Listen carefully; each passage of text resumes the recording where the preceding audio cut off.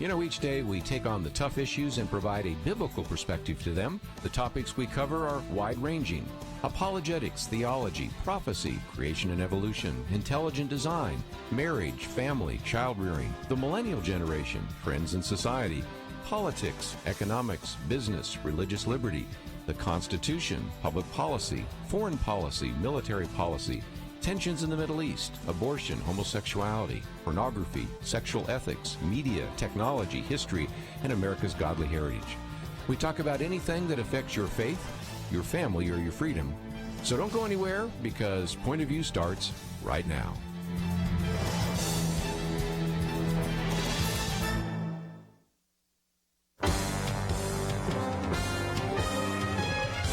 Across America, live. This is Point of View.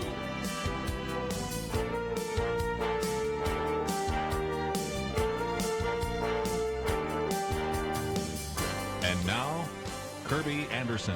Thank you for joining me. It is the Monday edition of Point of View, and we're going to, for just a little while, talk about some judicial races. And I recognize that some of you listening right now may not have a chance to vote for the individuals we'll be talking about, but I want to do this to, if nothing else, make a broader point.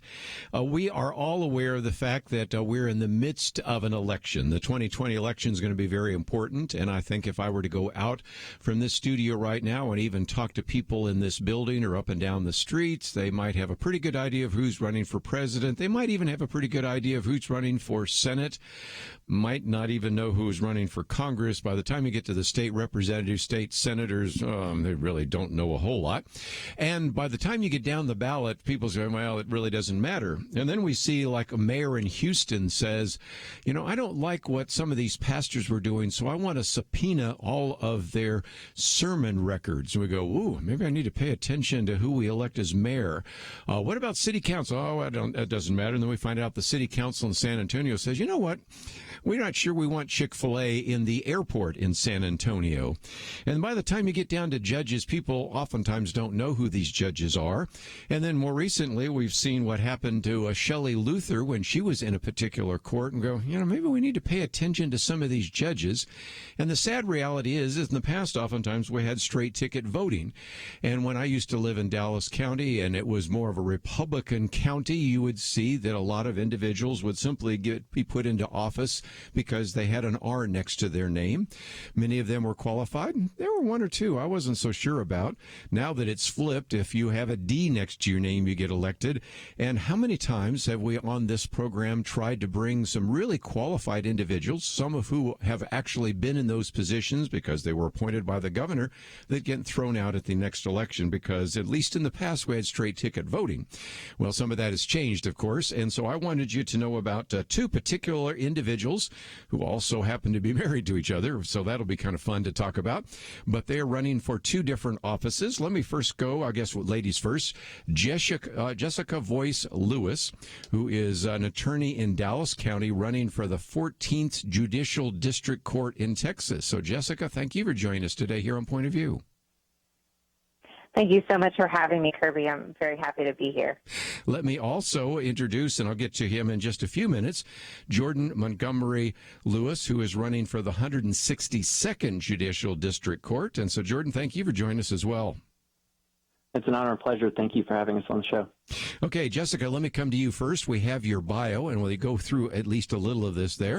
Of course, you're a member of the Dallas Bar, Christian Legal Society, graduate of SMU's School of Law, and an individual that on your website, which we have linked on our website, you spend a fair amount of time talking about not only your background as an attorney, a wife, a mother, a Christian, a conservative, but also this idea of worldview. Help us out, because why did you think it was so important maybe to post this whole idea of a worldview when you're running for judge? Well, that's definitely, I think, a theme of our entering into this space. I think that initially when we started looking into the idea of running for judge, we were actually looking for other people to step up, believers specifically, because we just kept seeing things that happened here locally where we were like, well, if someone's worldview is impacting the decisions that they're making. And so we think that caring and knowing about the beliefs of the people that are in positions that are making decisions, particularly on a local level, because as you said, a lot of those people don't pay attention to, that we need to know of these people, and we need to understand the foundation from which they will be making their decisions. And for the judges, they are given laws to interpret and to apply in the courtrooms, but there's also a lot of discretion. So our efforts in trying to raise the call that worldview matters are just focused on the fact that you're going to get a worldview. It will be either one you align with or one that you don't, and that you need to pay attention about the worldview that these people hold, because it will impact the way that they are fulfilling their offices. You know, one of the things I found about some of these like district courts is a situation in which, since I have a son-in-law that is a trial attorney, he'll go into some of these courts and you'll say, "Oh, good, I got this judge," and then he'll go into others and go, "Oh boy, this is not going to be so good," because you expect a judge to be, as I like to sometimes say, like an umpire. You want them to put on the striped shirt. You want them to call them balls and strikes.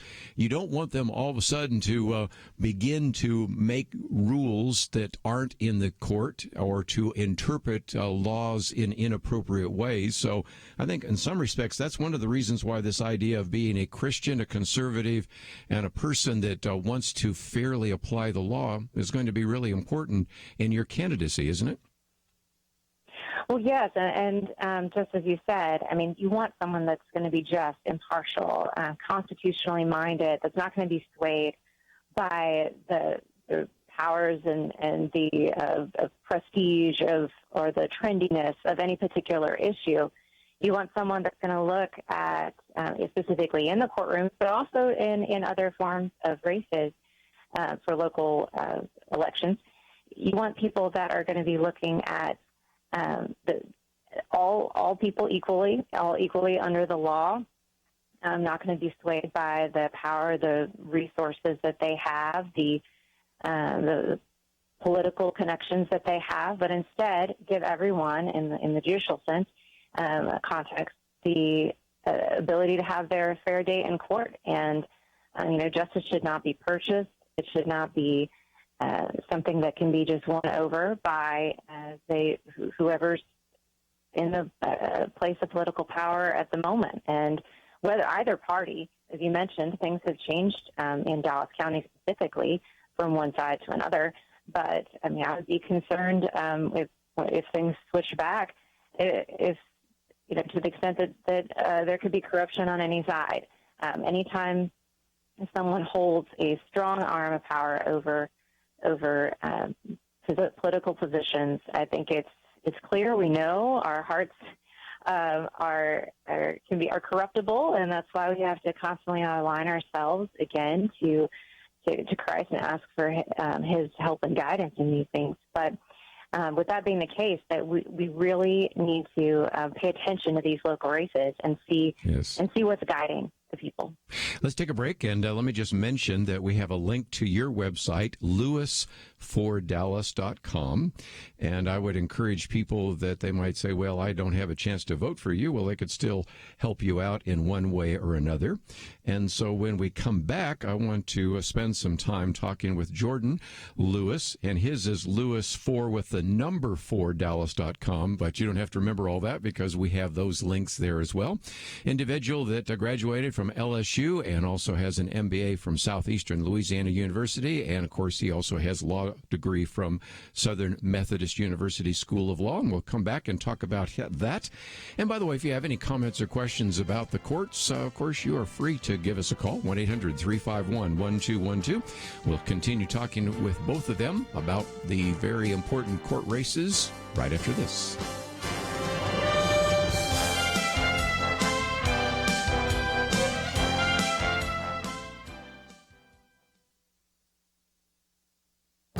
This is Viewpoints with Kerby Anderson. The The editors of the Wall Street Journal ask an insightful question. Where would President Trump be if his critics didn't so often help him? What they're talking about was the decision by Twitter to fact-check the president for the first time. The president wrote that mail-in voting in places like California would be substantially fraudulent because the governor is sending ballots to anyone living in the state. Now, Twitter reminded everyone that the ballots are sent only to registered voters, but then falsely stated that there's no evidence that mail-in ballots are linked to voter fraud. In previous commentaries, I've talked about problems with mail-in ballots. The Heritage Foundation database currently lists over 1,200 proven instances of voter fraud, with nearly half involving absentee ballots and mail-in ballots. There's no chain of custody between the voter and the ballot box. Fraud and abuse can take place without any oversight, and it's worth mentioning that a congressional election in North Carolina was overturned because of clear evidence of abuse. Why did Twitter pick the Trump tweet to fact-check? Over the last few years, he has posted a number of tweets that probably deserve to be evaluated by Twitter more than this one. Twitter handed the president more evidence that the big tech companies are out to get him and his followers. They could have let the president's critics counter his comments, but Twitter decided to put on a striped shirt and play umpire. That's why President Trump signed an executive order that allows the government to evaluate the legal protections in the Communications Decency Act. The order will be challenged in court and isn't even supported by some of the president's conservative followers. But it has raised the stakes in the debate about the influence of big tech. I'm Kerby Anderson, and that's my point of view.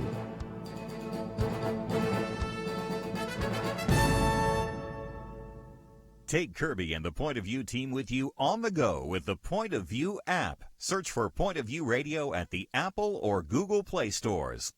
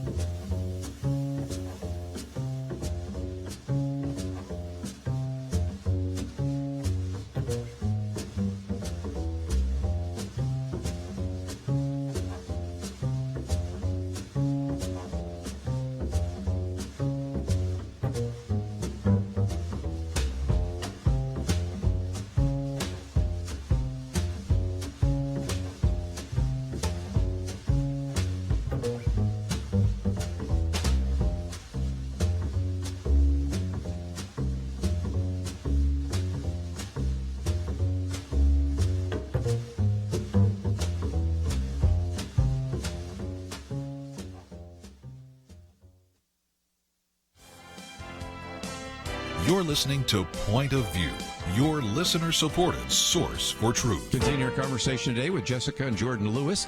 Might just mention that we're now going to spend some time with Jordan Montgomery Lewis, and his website is lewisfordallas.com, but that is the number 4.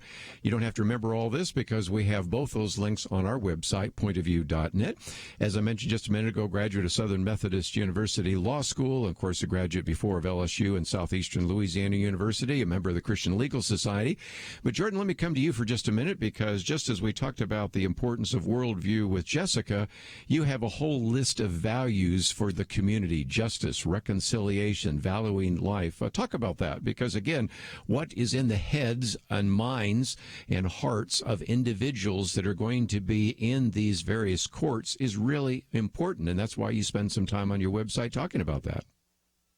Absolutely. The significance of having people who have a particular worldview, which Jessica spoke about earlier, makes a difference in our communities. And that's why my website and my message talks about having individuals who will stand for their communities. It's about people who are willing to step up, who have a faith, who have a firm foundation in God, who are able to say, hey, I love the Lord my God with all my heart, my soul, and strength, but I also love my neighbor, not just as myself, but as Christ loved me.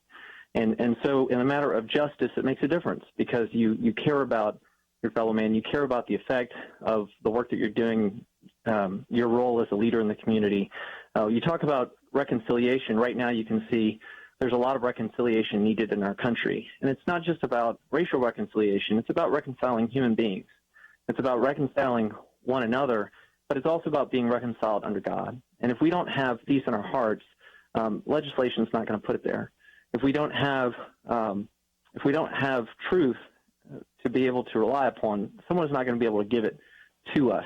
We're going to get tossed left or right by whatever is kind of the flavor of the day. And the importance of having believers who have a foundational truth, who can stand upon something more than just tradition or some sort of movement, are essential at this day and age. And that's why my message really is about having people stand up upon those values which are biblical truth, and really stand against the tide of every sort of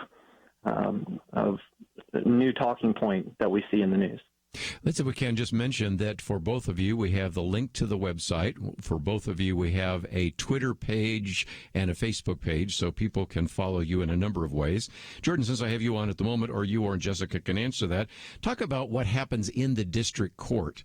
I think, again, if I were to take this microphone out from the studio and ask people what happens in one of the district courts of Texas, people go, I don't know.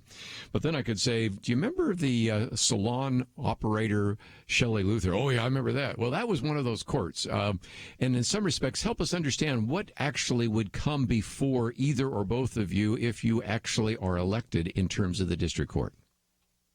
Right. So the courts have specific jurisdiction.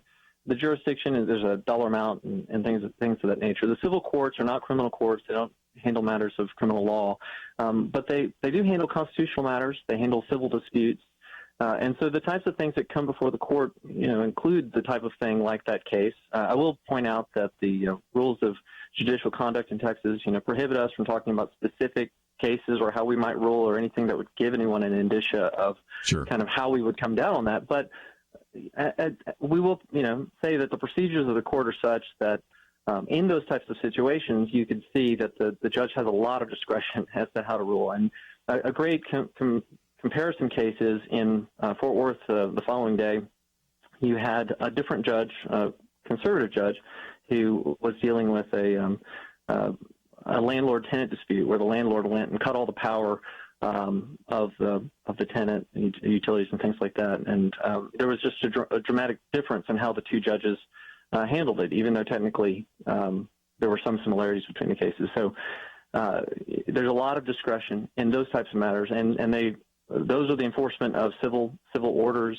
the constitutional matters of homestead, of usury, of the Texas Bill of Rights. A lot of people aren't aware that there's a separate Bill of Rights in Texas, in addition to the U.S. constitutional rights. Mm-hmm. Almost no one can identify where those rights are, but they're very relevant, and we need people who know them and apply them. Let me come back to Jessica. It's, again, Lewis4, F-O-R, Lewis4Dallas.com. Jessica, talk about the campaign, because one of the things I've said to our listeners is it's possible, since we broadcast out of certainly a number of different areas, that there are many people listening to this right now say, well, I can't even vote for them because I'm not in their district. But I, over the years, have taken the time on a number of occasions to go to various campaign parties or other things to support some of these candidates, because if I kind of like who is my judge, state representative, state senator, matter of fact, my state senator's not even running this time because it's a 4-year term, then I can kind of be freed up to go and help someone in another campaign. So talk about what individuals might be able to do if they say, I really like the idea of somebody that's conservative, Christian, and really wants to apply this idea of worldview. I want to help them out. How can they do so? Well, thanks so much, Kerby. Yeah, I would say there's 3 things that I would encourage anyone listening to this to do. First off, for the purposes of my particular campaign, spreading the word is key, right? Within your own circles, let's say you're someone that does, tweet on Twitter a lot, or someone that's on Facebook, or just in your groups. Maybe you're involved locally, even though that might not be in Dallas County. Still bring up these issues, spread the word about our particular campaigns, but also spread the word. As the second thing would be to spread the word also about the importance of these judicial races, and the fact that the people that sit in these benches have influence over what happens in adjudicating the disputes in our communities. That these matter. So because they matter, because the worldview matters, and because the character of the people that are on those benches is going to change the outcomes that come out of that court, and whether that be for justice and equality under the law or bias, corruption. There's a whole spectrum of that. Look and see who's running and be willing to support those people. And so support me and spread the word. Support people that are in those races in your own communities. And then third, we do appreciate for people that they're willing to donate as well. That's another form of support. We've appreciated that from people throughout the country on this particular issue that have reached out, and we're grateful for that. And with your prayers, because someone called me from California and was praying over me in this race, and that meant so much. And just knowing that that's happening as believers are gathering together, even though distant in location, we're gathering together. The Lord hears that, and so we welcome that and crave those prayers as we are pursuing this effort, which is an uphill battle here in Dallas County, and we seek to do this only for God's glory. It has nothing to do with us, and so we seek that you're joining hands with us in that effort.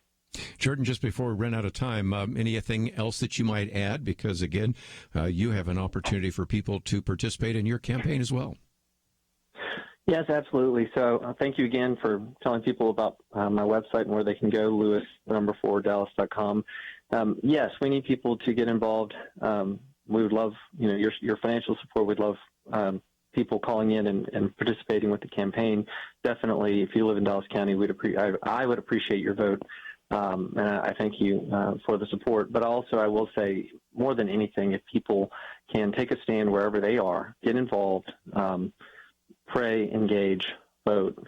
If no one is going to step into this space, if no one is going to step into leadership in your community in a particular position, you're not absolved just because someone else from, who doesn't share your faith or doesn't have that value steps into it. So, okay, well, somebody's to fill it. If you're responsible for your community. We're each responsible for our community, our neighborhoods, and the people in it. And so I encourage you to get involved and to step up and stand for your communities as well. So thank you. Yeah. Well, let me again thank Jessica and Jordan Lewis for joining us today, and wish you well in the campaign. And just before we take a break, let me just mention, some of you are going to say, I'm not sure whether or not I can vote for them or not. One of the things we always point you to is ivoterguide.com. That as a voter guide, which of course was giving you information about the primary, and it will also give you information about the general election, and that's a way to find out.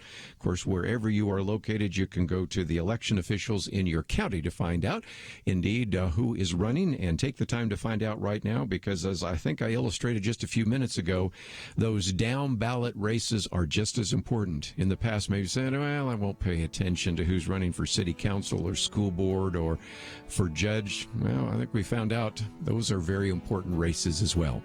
Let's take a break. We have a lot more to cover, and we will do so right after this.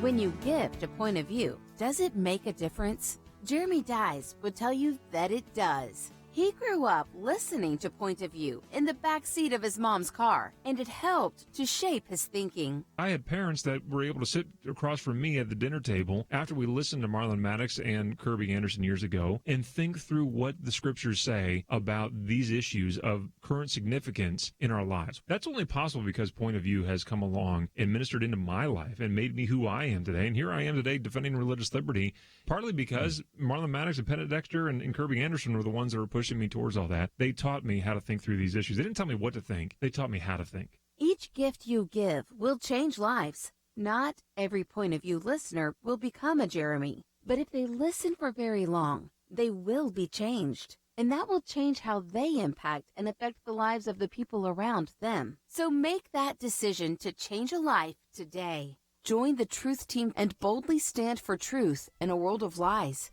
distortion, and information manipulation. Go to pointofview.net or call 1-800-347-5151. That's 1-800-347-5151. Point of View will continue after this.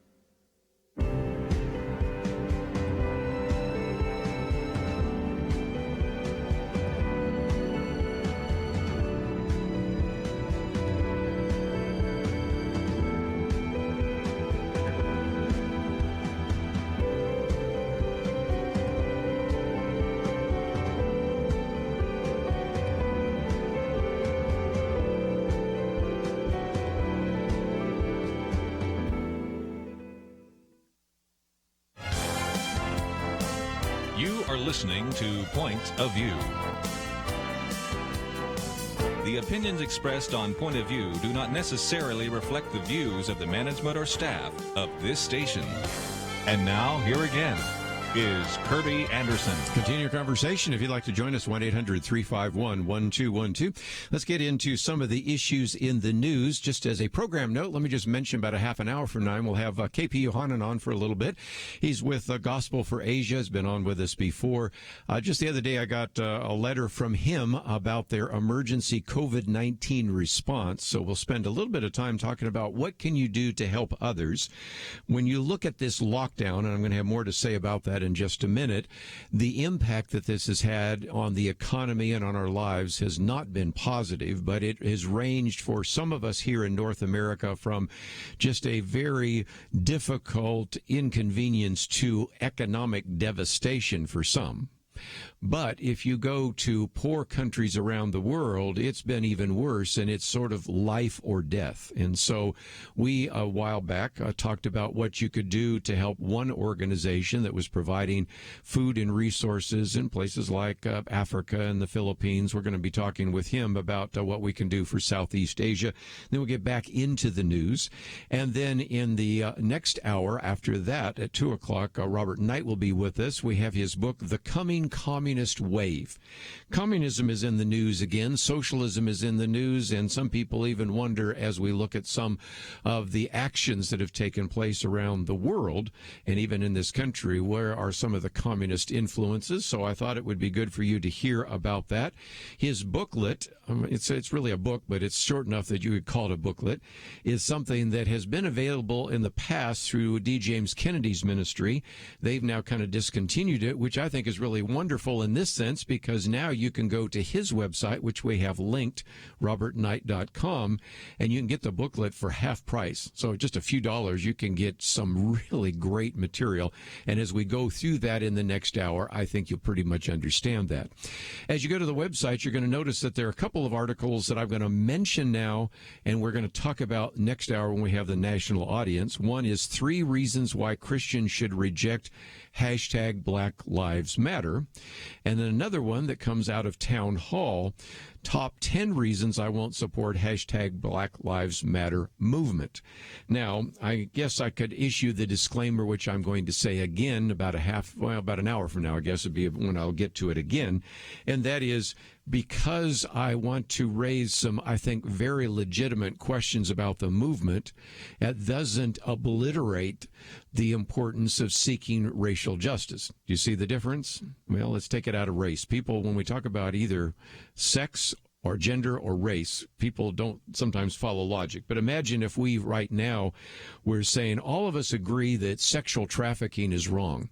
But imagine if we came on this program and said, but one of these sexual trafficking organizations actually is promoting everything from prostitution to transgender prostitutes and all the rest. And you're going, okay, I agree with the idea of fighting against sexual trafficking, but that organization might not necessarily be one that I want to sign up for. Does that make sense? Same way, are there people that have been associated with the Black Lives Matter movement? Of course. But are there some things that as a Christian you should reevaluate, or just as a person who maybe doesn't agree with all of the agenda?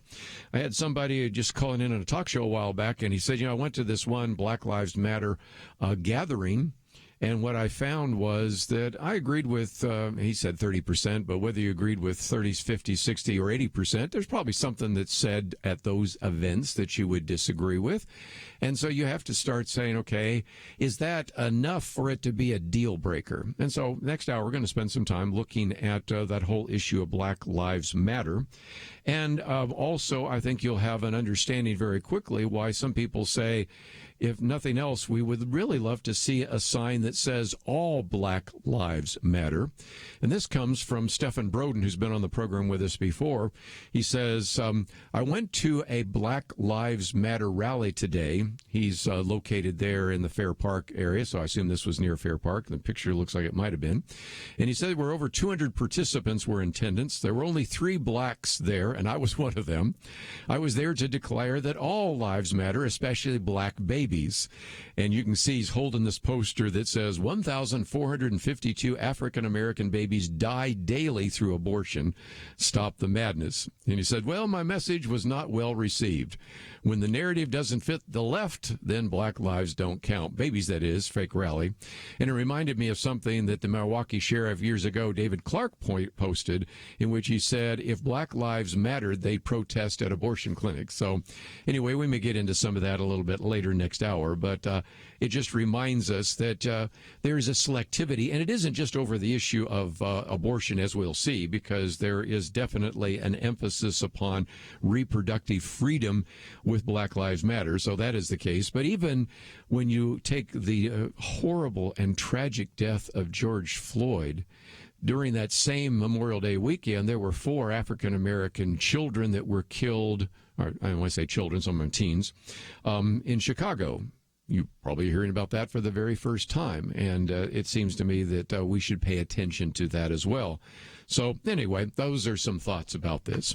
But for just a few minutes, I thought we might talk about the word or the phrase that got used a lot this weekend, white privilege. Now, I have said before that this is a phrase that's been used on universities for decades, but it's now made its way into society. But I also, in a commentary coming out next week, argue that I doubt more than matter of fact, I suspect more than 95% of the people who use the phrase don't know where it came from. So, just for a minute, I thought I'd educate you about that.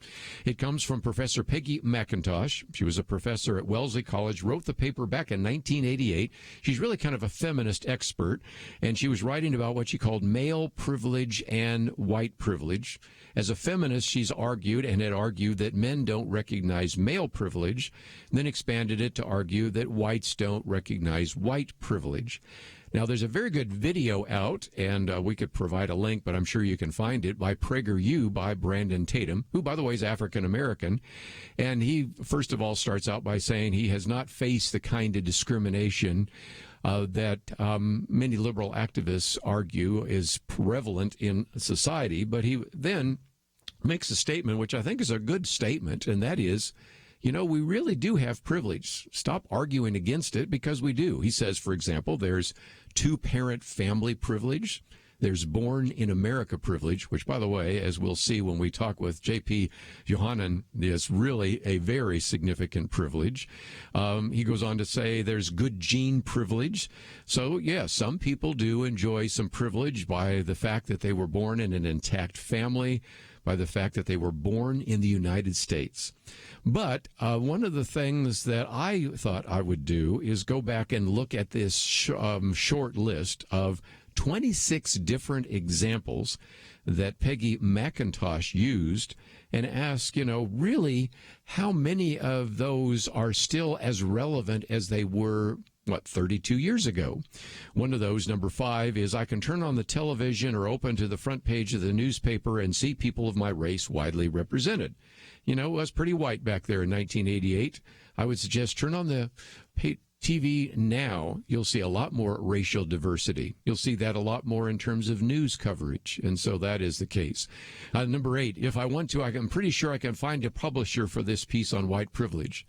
I think that wasn't hard for her in 1988, and I think it'd be even harder now to say that that's going to be any difficulty. So obviously a few things have changed.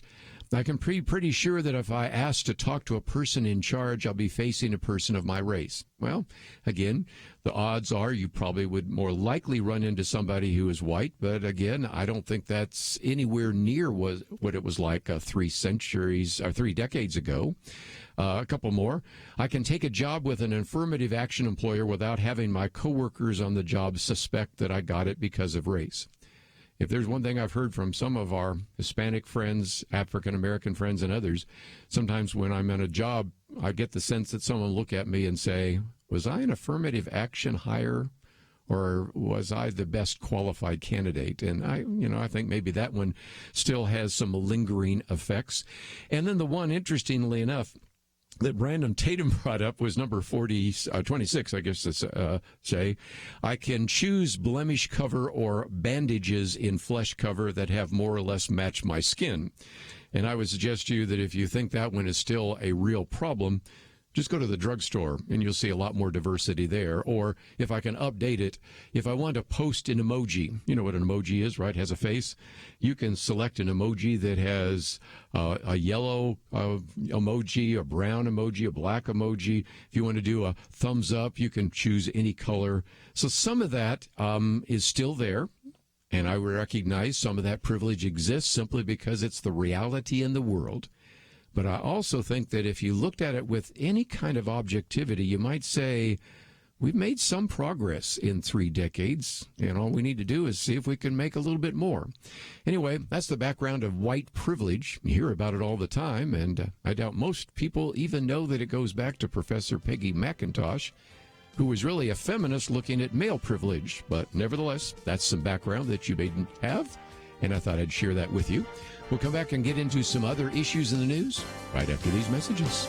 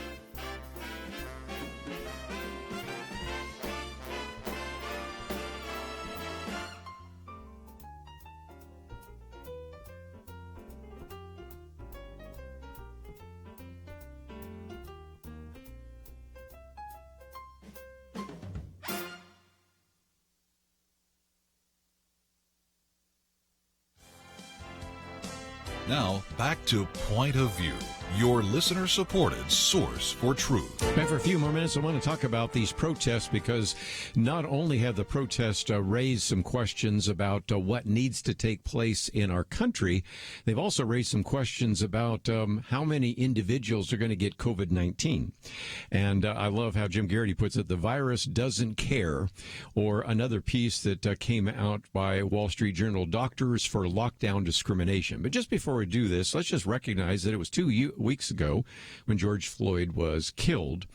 And in some respects, one of the things that is so intriguing is how very few specific action items have surfaced. Now, again, we've been told that we need to recognize there's systemic racism in a country, that this is a racist country. I don't agree with some of the statements, but I'm just trying to report what they say, and all of the rest. But most of these are abstractions.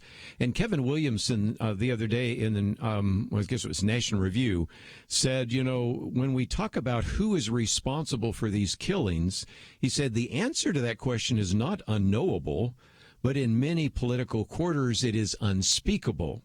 And except for, of course, the very important charges brought against the individual that put his knee on George Floyd, who has been charged with second-degree murder, and his accomplices, not much else. We have some other examples. Let's talk about this poor 75-year-old activist, Martin Gugino, in Buffalo, who was shoved down by those two Buffalo police officers who now have been also charged with second-degree assault. By the way, that may be the first time you heard that, because how many people have covered that? Even more so, a lot of people say, well, what happened to Martin? He was shoved down, head trauma, bleeding. He's in stable condition, and I've been following kind of the interaction with one of his friends through social media. But by and large, we haven't really gotten any kind of specifics. We've gotten a lot of abstractions, and the abstractions take the focus away from the politicians. But think about this. Minneapolis is not governed by abstractions. It's governed by real people. Why so much focus on the abstractions? Well, it could be the idea that you have a Democratic city with a Democratic mayor and a Democratic city council, and a state with a Democratic governor and a Democratic state house. Oh, maybe that explains some of that. And the most concrete proposal you get so far has been defund the police. Oh, yes, I'm going to talk a lot more about that in our national hour, because we now have Lisa Bender, who's been kind of leading the charge there in the city council. You won't even believe some of the things she's been saying lately, but we'll get to that a little bit later. And the reality is maybe Minneapolis will defund the police. I don't think so. The mayor, as a matter of fact, rejected that idea, and then they turned on him, which I think is another principle. That is, you think that you can appease the mob, and all you have to do is disagree with one item on the mob, and guess what? You get in trouble. Drew Brees, are you listening? Okay. Well, anyway, let's get back to another point, and that is you even recognize that if you wanted to come up with some concrete suggestions, I've made them last week. We talked about them on Friday, the idea that maybe we need to reform police unions, abolish police unions, and there's some really good documentation for that in the Stanford Law Review, documents how police unions in the past have shielded their members from police accountability. And again, let's think of the police officer. I always refuse to mention his name. We're not going to give him any more publicity than he deserves. But that individual had 18 prior complaints. 18. You can't tell me that some of those weren't very significant. Oh, by the way, the person that decided not to prosecute those is now a U.S. Senator, Amy Klobuchar. That's maybe another reason why we keep talking about abstractions instead of real issues. The man who stood by and watched it and did nothing, he had 6 complaints against him. One is still open. Another major lawsuit because of him was settled by the city, but these people were still on the police force. So we may come back to it, but one of my arguments is that when you hear a lot of abstractions, 3 months from now, that's just going to be words. Concrete actions may be a little better. Now, Congress is talking about coming up with some legislation that would hold police accountable. Fine. Let's see what happens in not only Congress, but in various states. But that is the case. But just before we take a break, I thought I would mention the fact that there are some very interesting things happening right now. And that's the least of which is that what you have is that, as Jim Garrity puts it, the national media are attempting to delicately acknowledge that the protesters gathering in crowds probably raise the risk of spreading the coronavirus among each other and their families. And as a matter of fact, there are some that have said that just one person doing an estimate said that these protests could result in as much as 3,000 additional infections. And then if you look at the infection rate, that could, given the current U.S. transmission rate, would lead to infections of about 15,000 to 50,000. And that then, assuming the death rate could lead to an additional 50 to 500 eventual deaths. So how have people tried to respond to this? Well, when I first heard this, thought, this has to be Babylon Bee. This has to be Onion. No, it's not. As we sadly say so often, there are now 1,300 individuals that have signed this particular letter from the University of Washington, primarily from healthcare workers and all the rest, trying to justify the different treatment by politicians of demonstrators in protesting stay-at-home orders and protesters protesting George Floyd's killing. And again, as we said a minute ago, the virus doesn't know the difference between being in a protest here or there.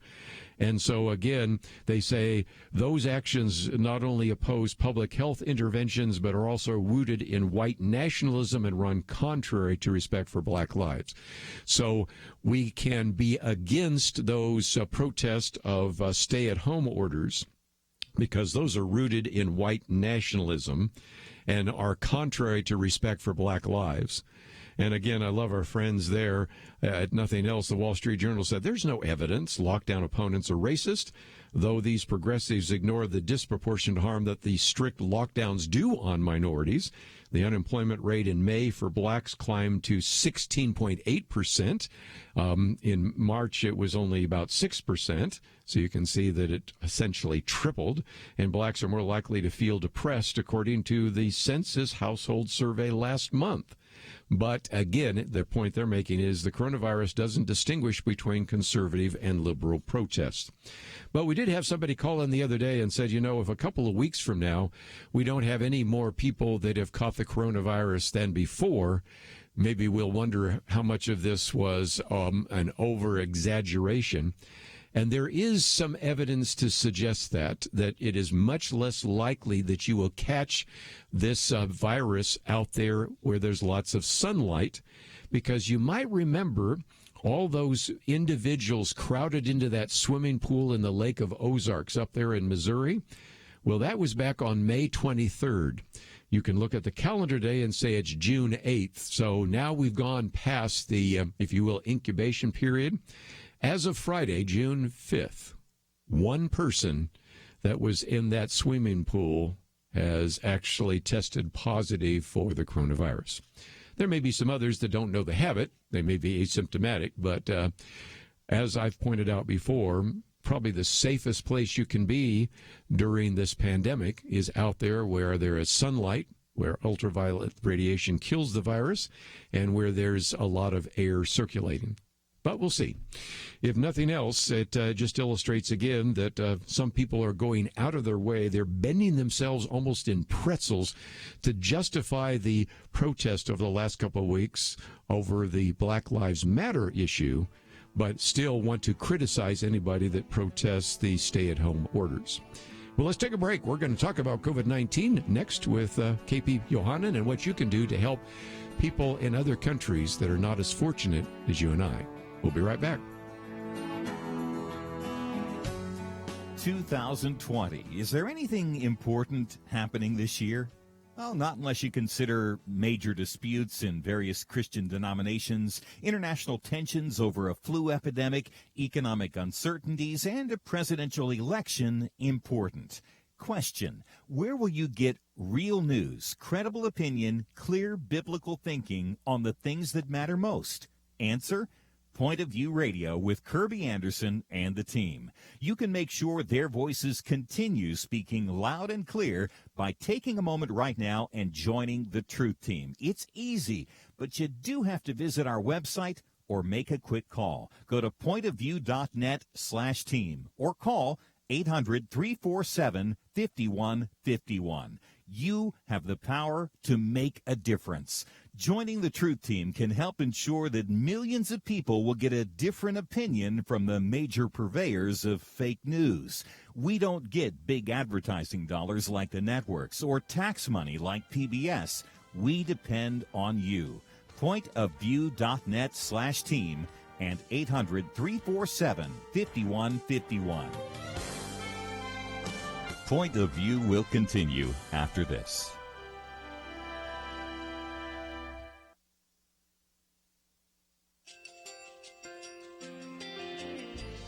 I just want to thank you so much for all the wonderful programming you have. You're just absolutely fantastic. I recently started listening to Point of View, and I really found it interesting because of the different subjects you cover. Thank you for that. I really appreciate everything that you do in keeping us informed. Thank you, Kerby, for everything that you have been doing. I appreciate all the work that you're doing, advocating for the Word of God. Thank you so much.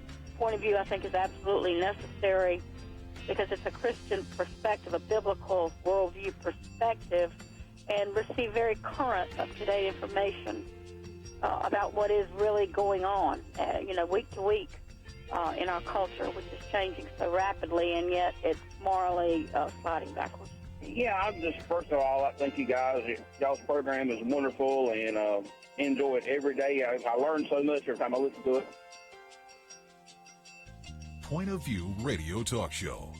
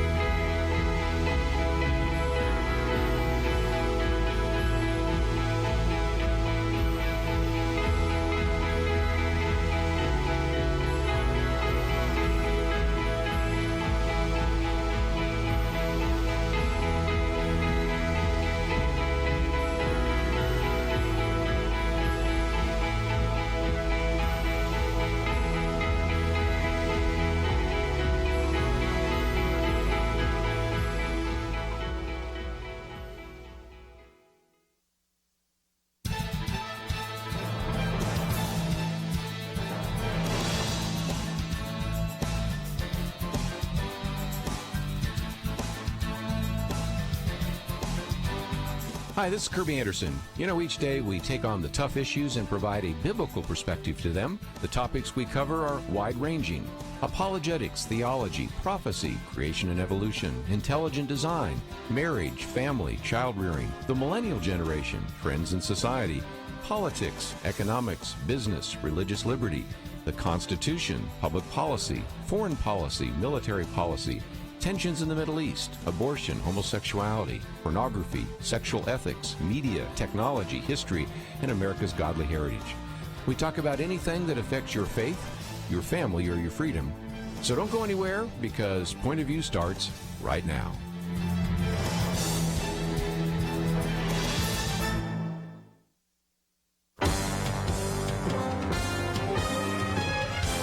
Across America, live. This is Point of View.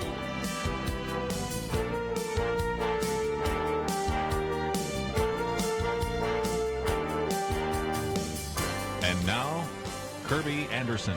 Thank you for joining me for the Monday edition of Point of View. We have a lot to cover over the next couple of hours, and we're going to spend just a few minutes and just a minute talking about what we can do to help those in other countries affected by COVID-19. But let me just kind of give you an overview of what we're going to get into.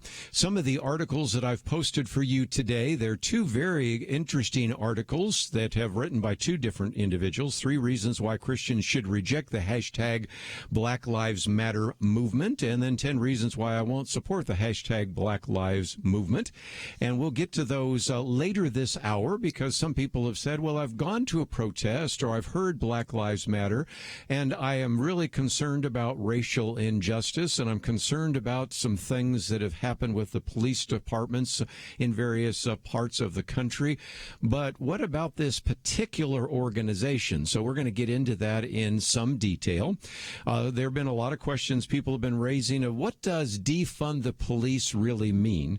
And so I'm going to try to give you some perspective on that in terms of what has been proposed by the city council. You have now, I think, 9 of the 13 city council members there in Minneapolis that want to defund the police. What does that mean?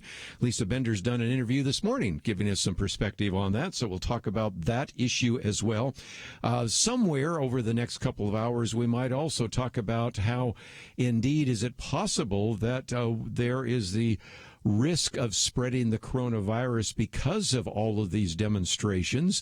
And as Jim Garrity points out, the virus doesn't care whether you were protesting stay at home or whether you were protesting the racial issues.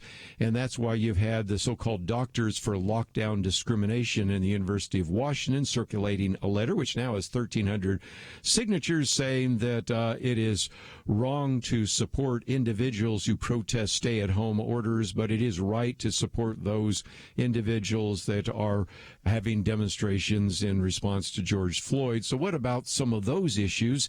And then in the next hour, Robert Knight will be with us. We'll be talking about his book, The Coming Communist Wave, and we'll get into some of those details. Of course, he also has a commentary today that came out in the Washington Times, which we'll talk about. So there is so much to cover, and if we don't get to all of it today, we'll certainly try to cover more of it tomorrow. But let's, if we can, go for just a few minutes to Dr. Kerby Yohannan. Of course, he is with Gospel for Asia. He's been with us before. A while back, I received a letter from him which goes into this emergency situation in the countries where they serve. And you might remember a couple weeks ago, we talked about this with another organization that was reaching out with food and masks and supplies to individuals everywhere from Africa to the Philippines. Now we're going to look at what's happening there in kind of Southeast Asia. And for some of us, the lockdown has ranged from being a real difficult inconvenience to an economic devastation. But as bad as it might be for anybody in the listening audience, it is just worse for people in these poor countries. Nations are in lockdown. The food chains are breaking down. Beggars that used to have a fair amount of food traffic don't have any. You have all sorts of orphans. There are just a lot of issues to address. So, Dr. Kerby Yohannan, thank you for joining us once again here on Point of View. Thank you. Good to be with you again. Thank you. About what is happening there. I know you have a rapid response team.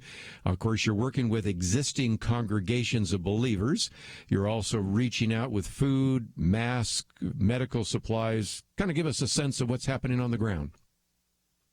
Well, the first thing I would say is that, the COVID-19, the coronavirus problem is real, and we experienced that here, but nations like India and Burma and Bhutan and Pakistan, Bangladesh, where over 2 billion people live, 95% of the problem they face is not coronavirus, it is starvation. Yes.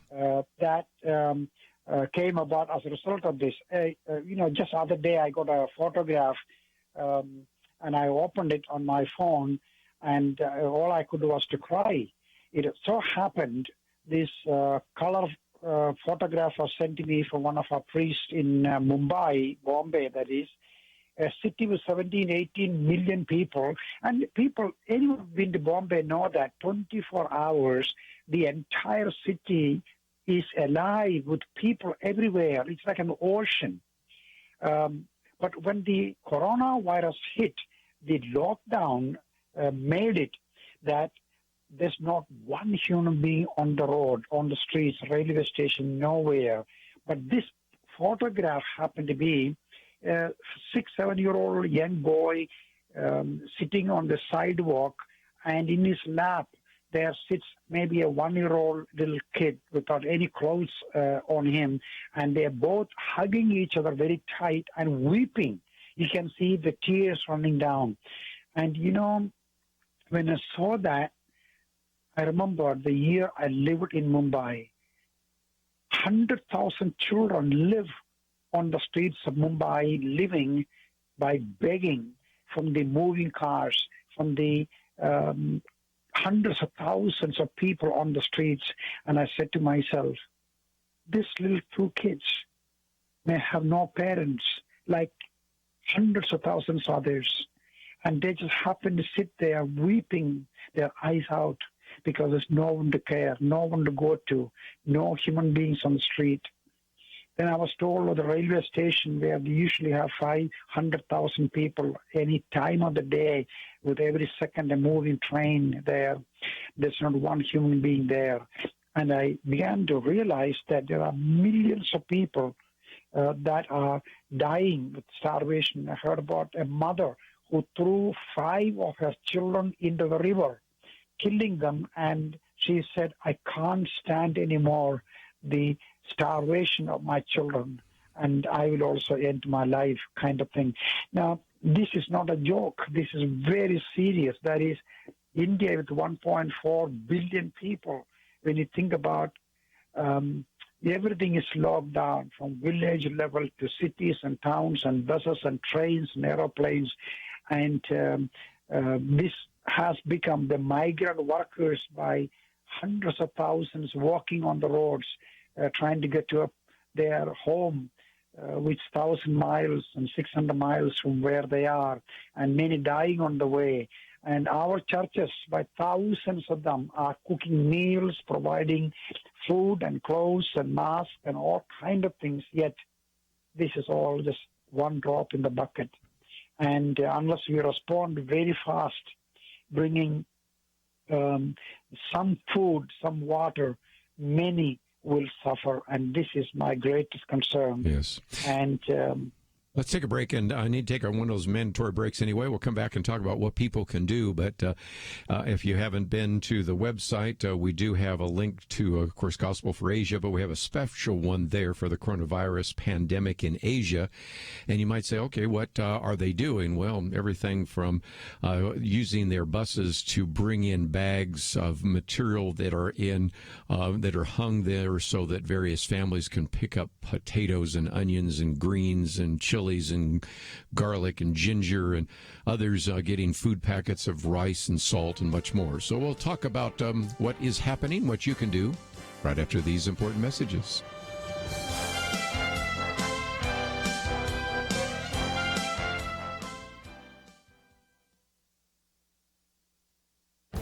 This is Viewpoints with Kerby Anderson. The editors of the Wall Street Journal ask an insightful question. Where would President Trump be if his critics didn't so often help him? What they're talking about was the decision by Twitter to fact-check the president for the first time. The president wrote that mail-in voting in places like California would be substantially fraudulent because the governor is sending ballots to anyone living in the state. Now, Twitter reminded everyone that the ballots are sent only to registered voters, but then falsely stated that there's no evidence that mail-in ballots are linked to voter fraud. In previous commentaries, I've talked about problems with mail-in ballots. The Heritage Foundation database currently lists over 1,200 proven instances of voter fraud, with nearly half involving absentee ballots and mail-in ballots. There's no chain of custody between the voter and the ballot box. Fraud and abuse can take place without any oversight, and it's worth mentioning that a congressional election in North Carolina was overturned because of clear evidence of abuse. Why did Twitter pick the Trump tweet to fact-check? Over the last few years, he has posted a number of tweets that probably deserve to be evaluated by Twitter more than this one. Twitter handed the president more evidence that the big tech companies are out to get him and his followers. They could have let the president's critics counter his comments, but Twitter decided to put on a striped shirt and play umpire. That's why President Trump signed an executive order that allows the government to evaluate the legal protections in the Communications Decency Act. The order will be challenged in court and isn't even supported by some of the president's conservative followers. But it has raised the stakes in the debate about the influence of big tech. I'm Kerby Anderson, and that's my point of view.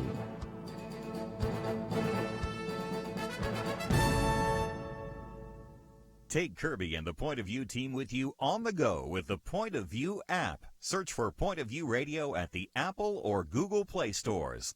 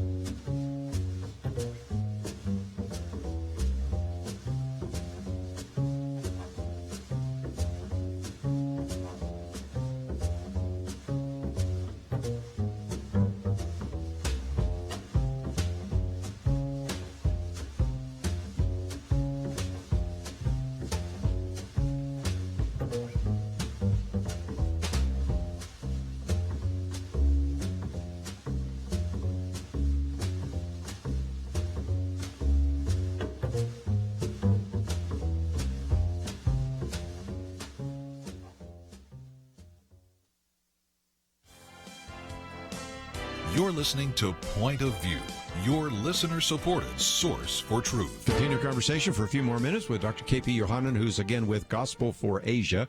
We have information on our website, pointofview.net, which you can find for Gospel for Asia. And then we have a separate blow-up, or if you will, connection or link that you can use in terms of COVID-19 pandemic in Asia, so you can find out a little bit more. Dr. Yohannan, let's, if we can, talk about what your church team workers have been able to do.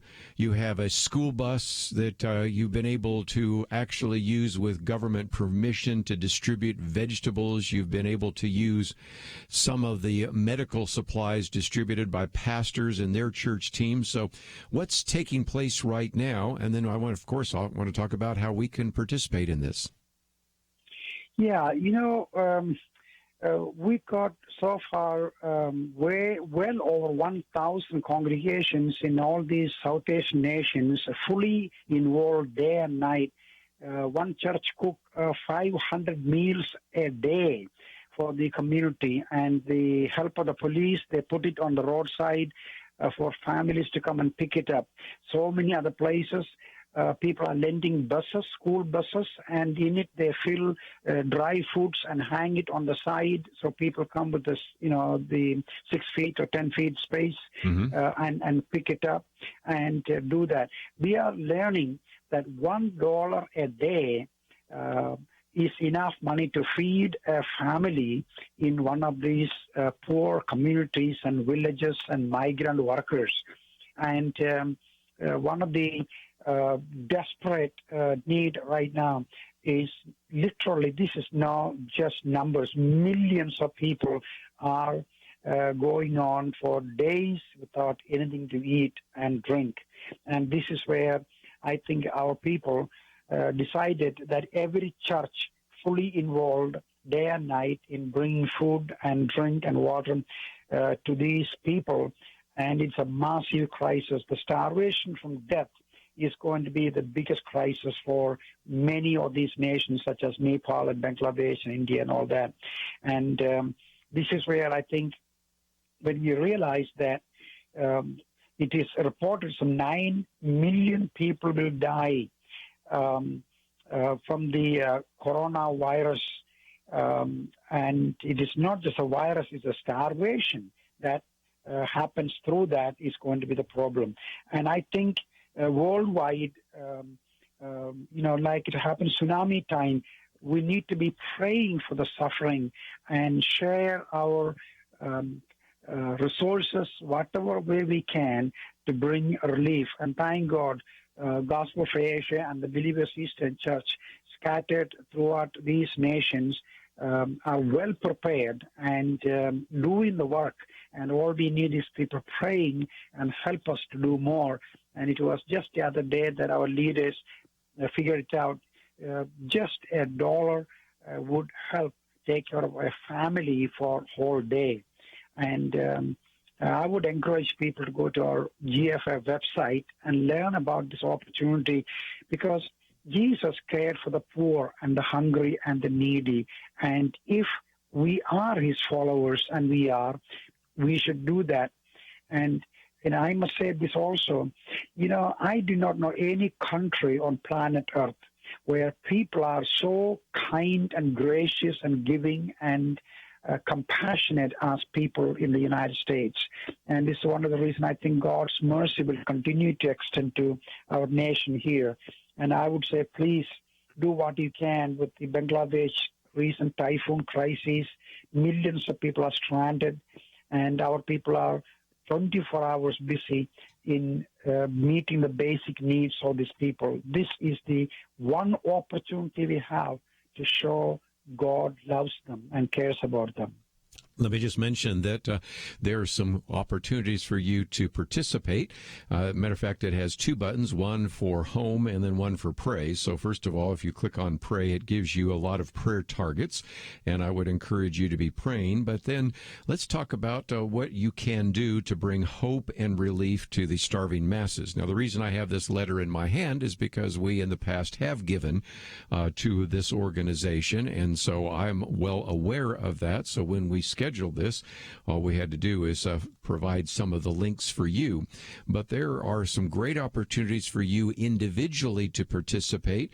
But let me also challenge some of you to consider getting your church or your Christian organization, maybe your Bible study, and just saying, we could gather together some financial resources and to send those on, because this is still a challenge. You can see in these pictures that I have, virtually everybody has a mask on, and even distribute the food is difficult because you have to hang them in these plastic bags so that then people can come 6 feet apart to get those.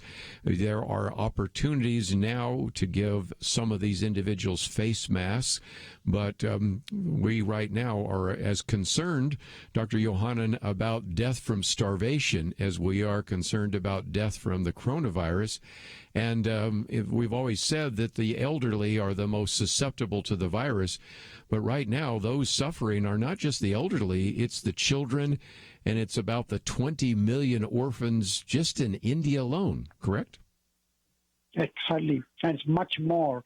I mean, there are 100,000 children live on the streets of Calcutta alone, and 50,000 or more on the streets of Delhi. The problem is, where do they go right now? Nowhere they can go. Normally it is the trains and the people from the streets, they get something to eat, but now it's all gone. That's where the crisis is so huge. And thank God, the body of Christ, people are there who cares about them, and the government is doing everything they can to help. And in all these countries, our people are finding the police, the officials, the government, they are more than helping us in getting this done. Just that is too big a problem for any government to handle.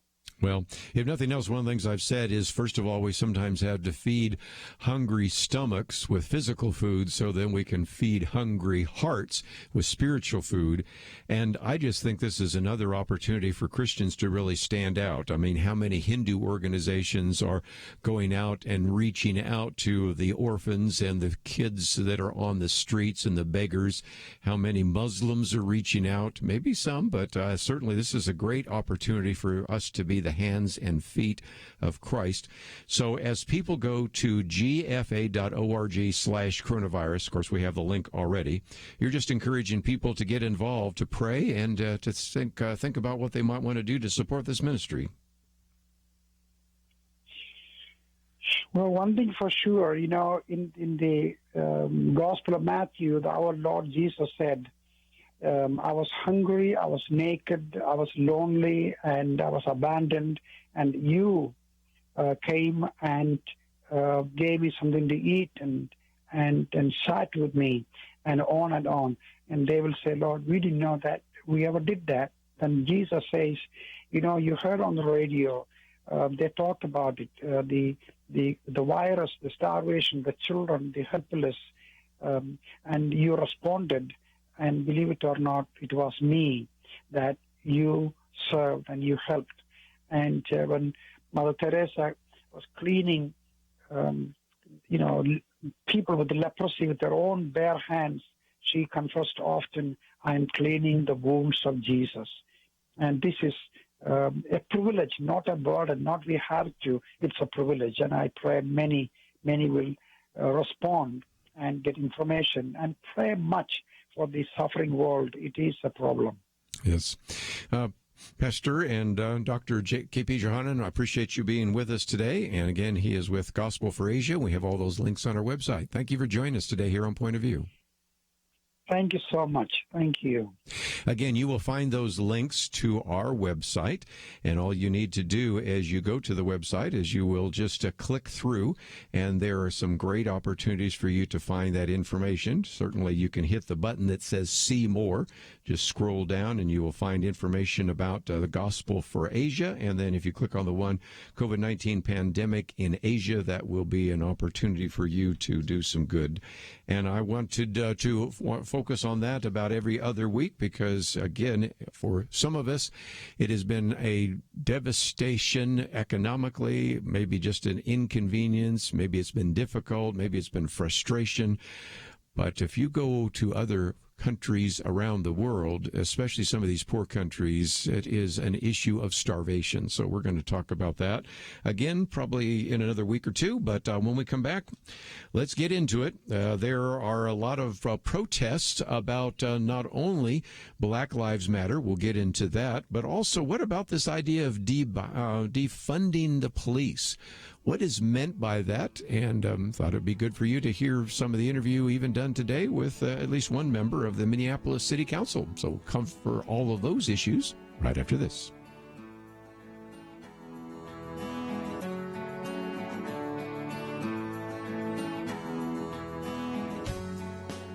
Having civil conversations about important issues seems to be harder and harder. Various media outlets tell people what they should believe, why they should be outraged, and getting people to actually think, well, it can be difficult. Whether it's the gospel, tax issues, social policy, or just about anything else, you need to have solid information and clear thinking to address the hard issues. You need God's truth applied.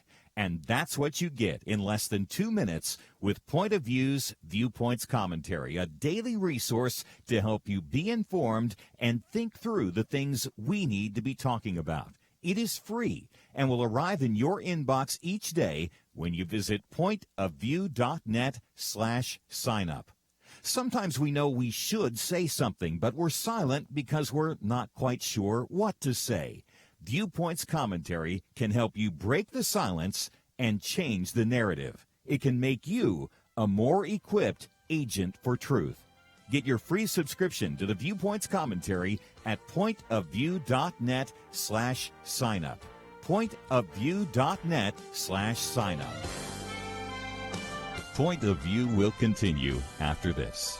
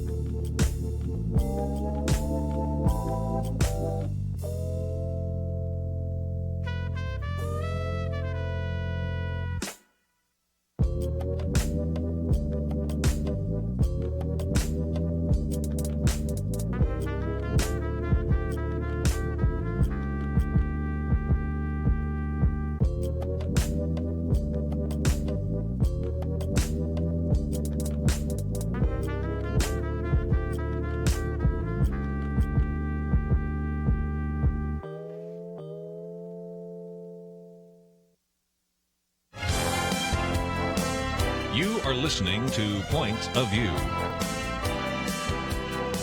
The opinions expressed on Point of View do not necessarily reflect the views of the management or staff of this station. And now, here again is Kerby Anderson.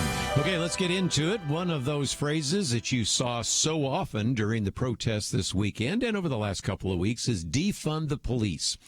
What does that mean? I think for just a few minutes we want to get into that. And one of the things that I have noticed is sometimes we hear the word defund. Sometimes we hear the word dismantle. sometimes we hear the word disband. Now, those aren't necessarily completely mutually exclusive, but you do have a solid majority of the Minneapolis City Council that have said they want to disband or dismantle the local police department, essentially defund it, but then they say they want to replace it with a new model for public safety. I'll get into that in just a minute. But first of all, is that even going to happen? Maybe. You have 9 of the council's 13 members who have said that they want to replace the current Minneapolis Police Department with something else. And, of course, the leader in that is the president of the Minneapolis City Council, Lisa Bender. Now, some of you might say, well, I don't live in Minneapolis. Why do I care? Well, because this has sort of gone across the nation. Let's go to California for just a minute. The governor has shown some interest. The mayor of Los Angeles has shown a lot of interest because he said he would like to, if he can, cut the budget for the Los Angeles Police Department by, I've seen as low as $100 million, and I've seen as high as $150 million. The fact is, they can't even come up with a number. But, hey, what's $50 million amongst friends, I guess. But nevertheless, wants to take $150 million out. That's not completely defunding it, but it is lowering the funding. And let me just be real honest. Wherever you are located in the more than 40-plus states where we broadcast right now, you probably have been affected, some more than others, by the lockdown and the impact that that's had on income, property taxes, sales tax, whatever. And so as a result, I think almost all police departments are going to struggle with trying to provide even the same level of funding that they've had last year. So some of this may happen anyway. But what we're hearing from a lot of people, especially on the liberal side, is, wait a minute, don't overreact to this defund the police. It's just a rhetorical flourish, you know. Even though they say that, they don't mean it. First of all, can you remember a few times where maybe a supporter of Donald Trump has said, well, Donald Trump said that, but he didn't really mean that? And you're like, really? Come on. People oftentimes say what they mean. In a moment of candor, sometimes you really know what they mean. And for those of us as Christians, how many times you've maybe been hearing a liberal pastor say, well, I know what the Bible says, but that's not really what it means. No, I think the Bible means what it says. And nevertheless, there are some that have said, no. They're not really trying to completely eliminate the police department. As you'll see in just a minute, I think they are. But, okay, do we have any examples of disbanding an entire police department? I can find 2. Probably the one that is in the minds of most individuals is what happened in Camden, New Jersey. Remember Cory Booker? Okay. Camden, New Jersey, a number of years ago, the city actually disbanded its police department and then actually had a new force that covered Camden County. So in some respects, you still have police, but they're not city, they're county. You had something like that in Los Angeles, by the way, as well. You had, what was it, Covina? Oh, no, it was Compton. Stripped it out back in 2000. But I think this is going to be a little bit more than that. And probably the best illustration of that came today, because on CNN, Allison Camerota actually spent some time interviewing the Minneapolis City Council President, Lisa Bender. And so I wanted to talk about what you meant by dismantle and what she meant by wanting to have a police-free future. So, again, this is what Lisa Bender said. Yeah, and you know, a lot of people were asking if you can imagine a future without police back in 2017 when we were running for office. And I said yes to that question. She said, to me, it's a long way, and it would take an enormous amount of investment in things that we know people work to keep people safe. And so she's, talked about the idea of wanting to dismantle the police. So she then went on to talk about, this is Lisa Bender, who is the president of Minneapolis City Council, that she wants to stop investing in a militarized police force and instead funnel those actual funds to what she calls safety issues of stable housing, access to health care. Well, Allison Camerota was thinking, okay, this is not going well for her, so let's, if we can, give it another run here. And so she asked Lisa Bender one more time for clarification. What if your home were broken into in the middle of the night? Who would you call? This is the answer from Lisa Bender. I was going to play the audio, but it's just as easy to say. She says, yeah, I hear that loud and clear from a lot of my neighbors, and I know, and myself too, I know that comes from a place of privilege. Oh, there we go. And then went on to explain that, frankly, in minority communities, calling the police could result in more harm done. So the implication of all of that is, well, the police are hurting the African American population. The police are doing more harm than good when they actually are supposed to be helping the minority community. So let's just get rid of the police. Maybe they'll transfer some of that to the county. Who knows what they're going to do. But all of this is just, again, kind of a generalized hand waving to try to answer some of those questions. And it kind of brings me to one of the articles I was going to post, but decided not to, by Kevin Williamson, in which he was pointing out that almost all of the discussion over the last couple of weeks, I mean, George Floyd died, of course, 2 weeks ago. His funerals are now taking place in various places around the country. And you would think that there would be some focus on trying to prevent this from happening again. We have the police officer who killed him, who has been charged with second-degree murder.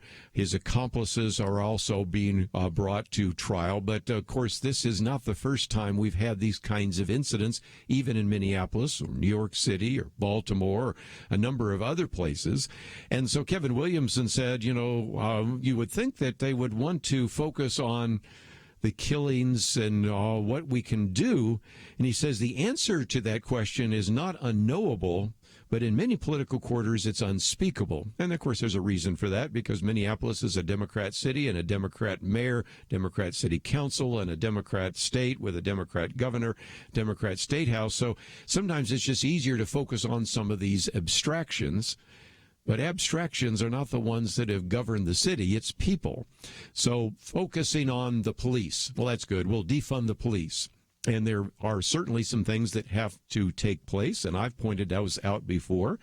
For example, we should talk about whether or not to reform police unions or abolish them. Some people have said, well, we need to change training. Okay, that might mean some changes taking place in police academies and those kinds of things. But I bring you back to this issue of accountability. And the argument right now is well, we can't fix this, so we'll just disband the police department. And yet accountability is a big issue, because the person that actually had his knee on the neck of George Floyd had 18 prior complaints. And yet, what do we find? He was still out there on the police force. Some of those justified letters of reprimand. But again, we don't want to talk about prosecuting that individual, because one of the people responsible for, in the past, prosecuting those individuals is now the U.S. Senator, Amy Klobuchar. So we don't want to talk about that. So we'll talk about it more in an abstract way. Or how about the other individual who was stood by and did nothing, one of those? He had 6 complaints against him, one of those which was settled in a multi-dollar lawsuit because of the actions he took. Another one is still open. And so, again, it might be better if we were to focus on specific solutions rather than abstractions. And before it's all said and done, I'm not so convinced necessarily that defund the police is going to justify any kind of action, and probably will be stopped somewhere. But at the moment, the Minneapolis City Council has 9 of the 13. That's kind of veto-proof. And even though the mayor the other day said that he didn't go along with that, who, by the way, then was completely repudiated by some of the Black Lives Matter people, which I think shows that even if you go along with everything, if you disagree on just one point, that's enough for them to throw you under the bus. But even so, he will not be able to stop that. And so we'll see not only what happens in Minneapolis, But what will happen in your city, in your community, your county? Those are some questions that I think we'll have to talk about, and we will do so. When we come back from the break, two of the articles we posted, one, 3 reasons why Christians should reject the hashtag Black Lives Matter, and another one that comes from Town Hall, top 10 reasons I won't support the Black Lives Matter movement. We'll get into this because if indeed we want to bring about racial justice, what about the organizations that have been front and center in these protests? Are those things that you as a Christian can support or not? We'll talk about that right after this.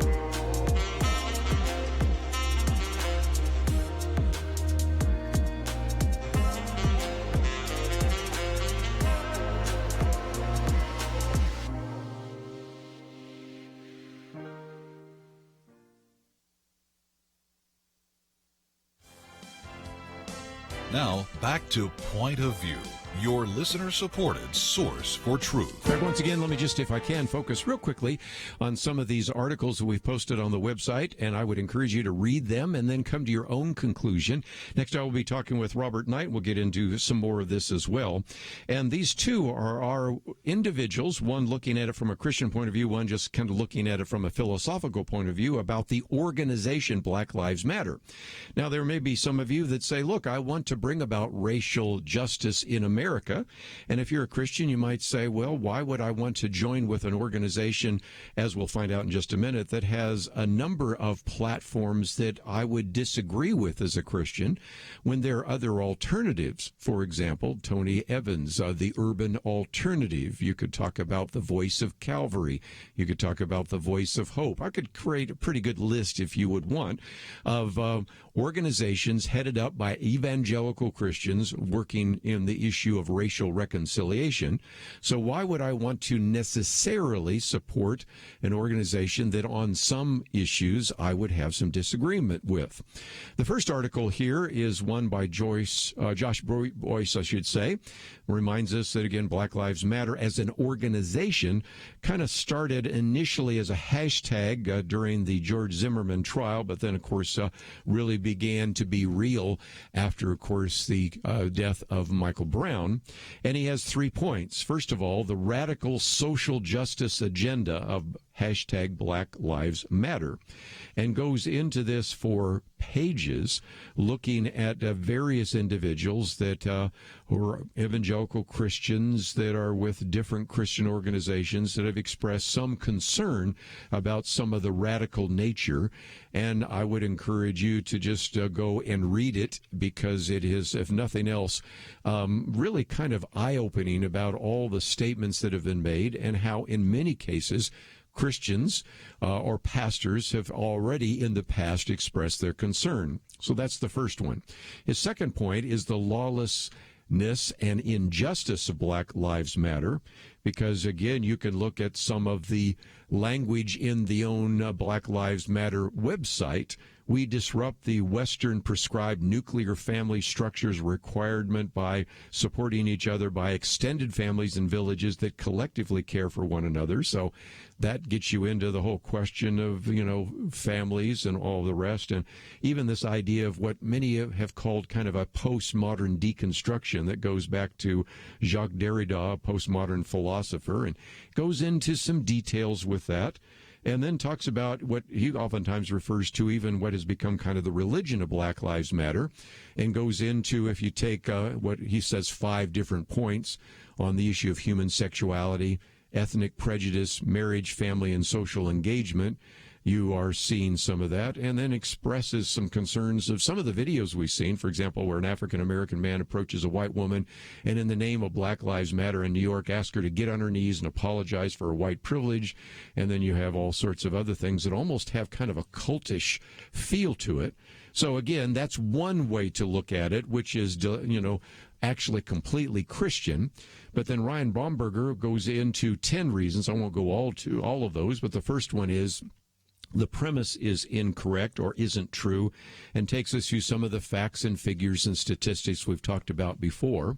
A second one, which I thought was kind of interesting, there is no goal of forgiveness or reconciliation. And he says you can't talk about the sins of the past and expect to move forward if there's no indication of forgiveness. And he says that could be a deal breaker for Christians. Then goes into some of the things they promote, which I think we as Christians would disagree with: the promotion of homosexuality, the promotion of transgenderism, and all sorts of stuff. The quote is, "We foster a queer-affirming network," and all sorts of issues there. Ignoring fatherhood, something we've talked about with so many guests, including Colonel Alan West. Demanding reparations, wanting to abolish prisons and police forces. Of course, we've seen that as well. And then the last one, and I'm skipping a lot of those, apparently not all Black Lives Matter, which I thought was kind of interesting, because the Black Lives Matter website says, "We deserve and thus we demand reproductive justice," abortion, that gives us autonomy over our bodies. And that kind of brings me to a couple of things that I noticed even in the most recent rallies. One of the people we've had on this program before is Pastor Stephen Broden, who is a pastor kind of in the kind of downtown area of Dallas, Fair Park. And I've got his post here in which he went to a Black Lives Matter rally, and he's holding a poster that says 1,452 African-American babies die daily through abortion. And he says, I'm giving you the quote now from his Facebook post, "I went to the Black Lives rally today where over 200 participants were in attendance." He says, "There were only 3 blacks there, and I was one of them. I was there to declare that all lives matter, especially black babies." You can imagine the response. He says, "My message was not well received.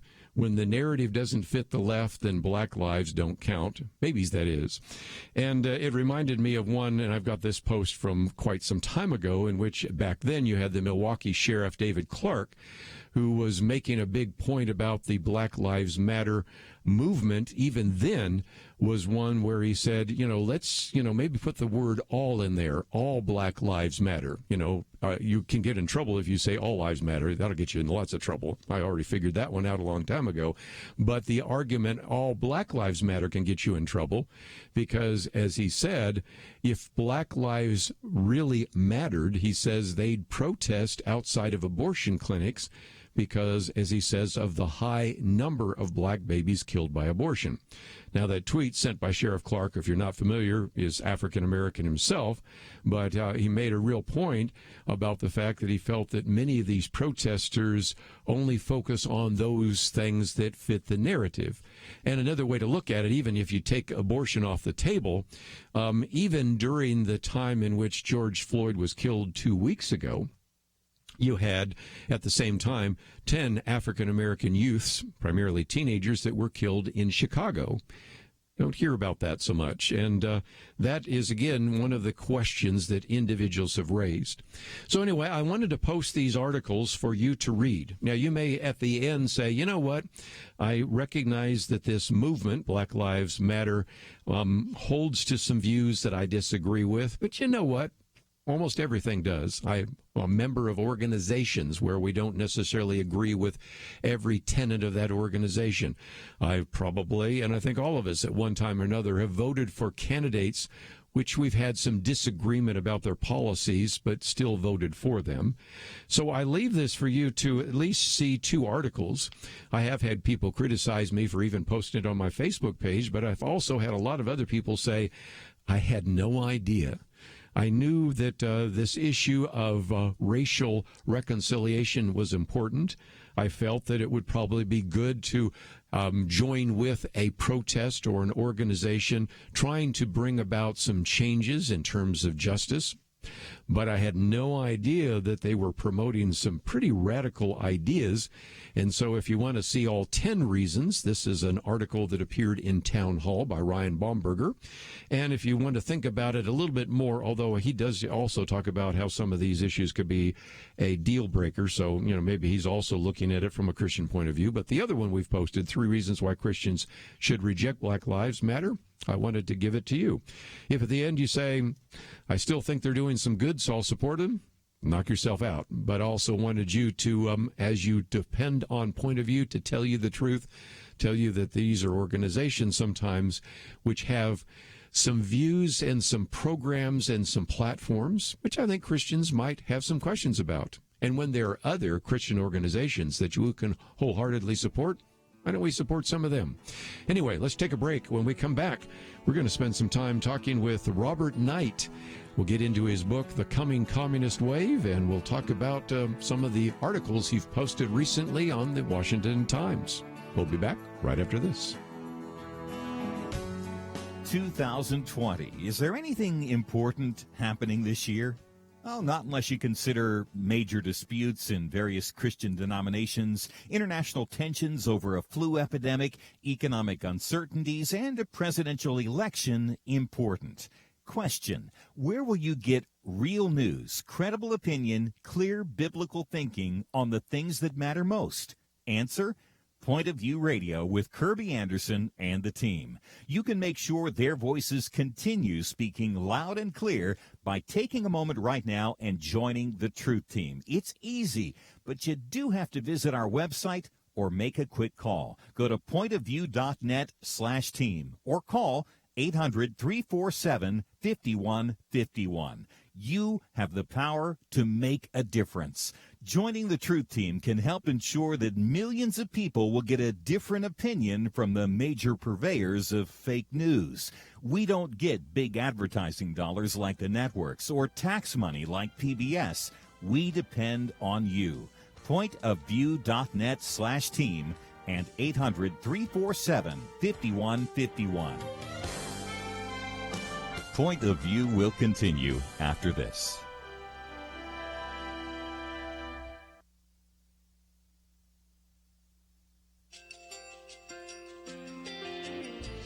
I just want to thank you so much for all the wonderful programming you have.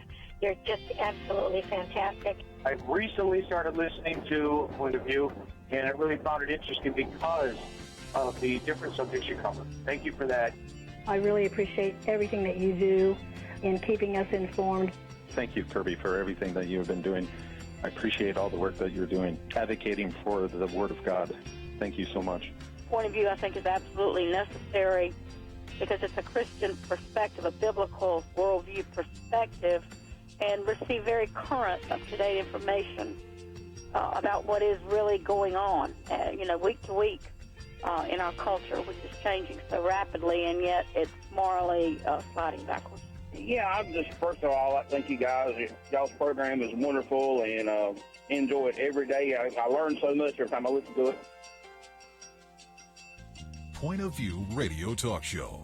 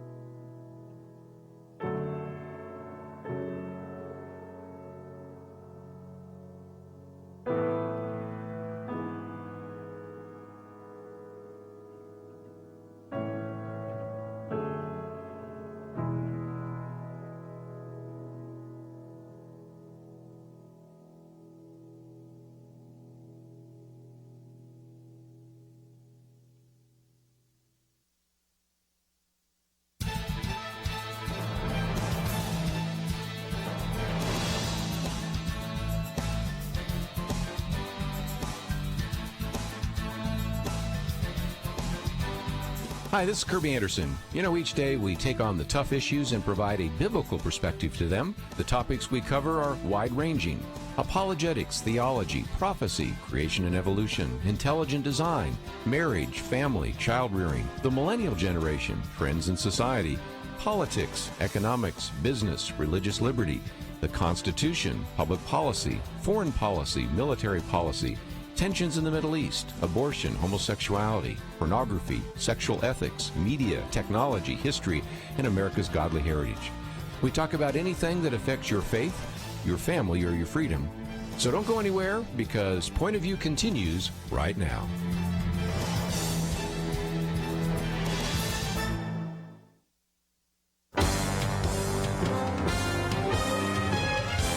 Across America, live. This is Point of View.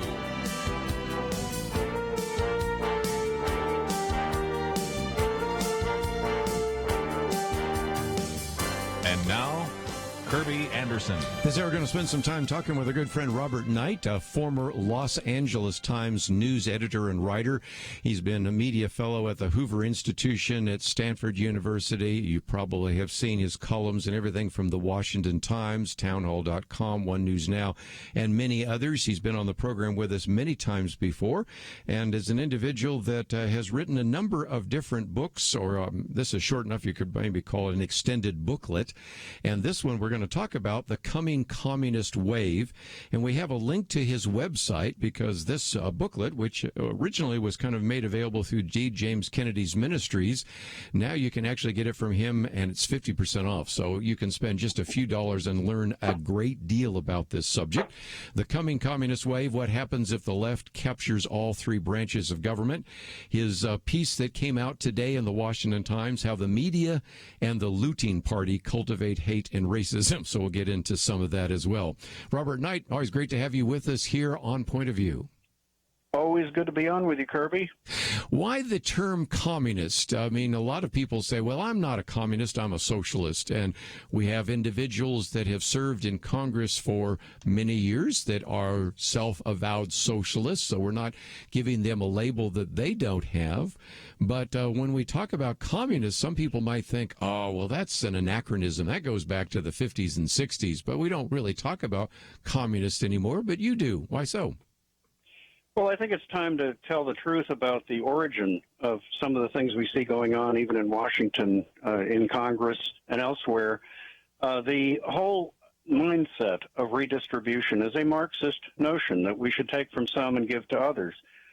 Socialism is supposedly a milder form of communism, but it's really just a way station on the way to communism. In fact, Karl Marx himself said that, and the Communist Party USA, okay, that's an actual card-carrying Communist Party website, says, quote, socialism is a common-sense path to a fairer, more prosperous, and more democratic USA.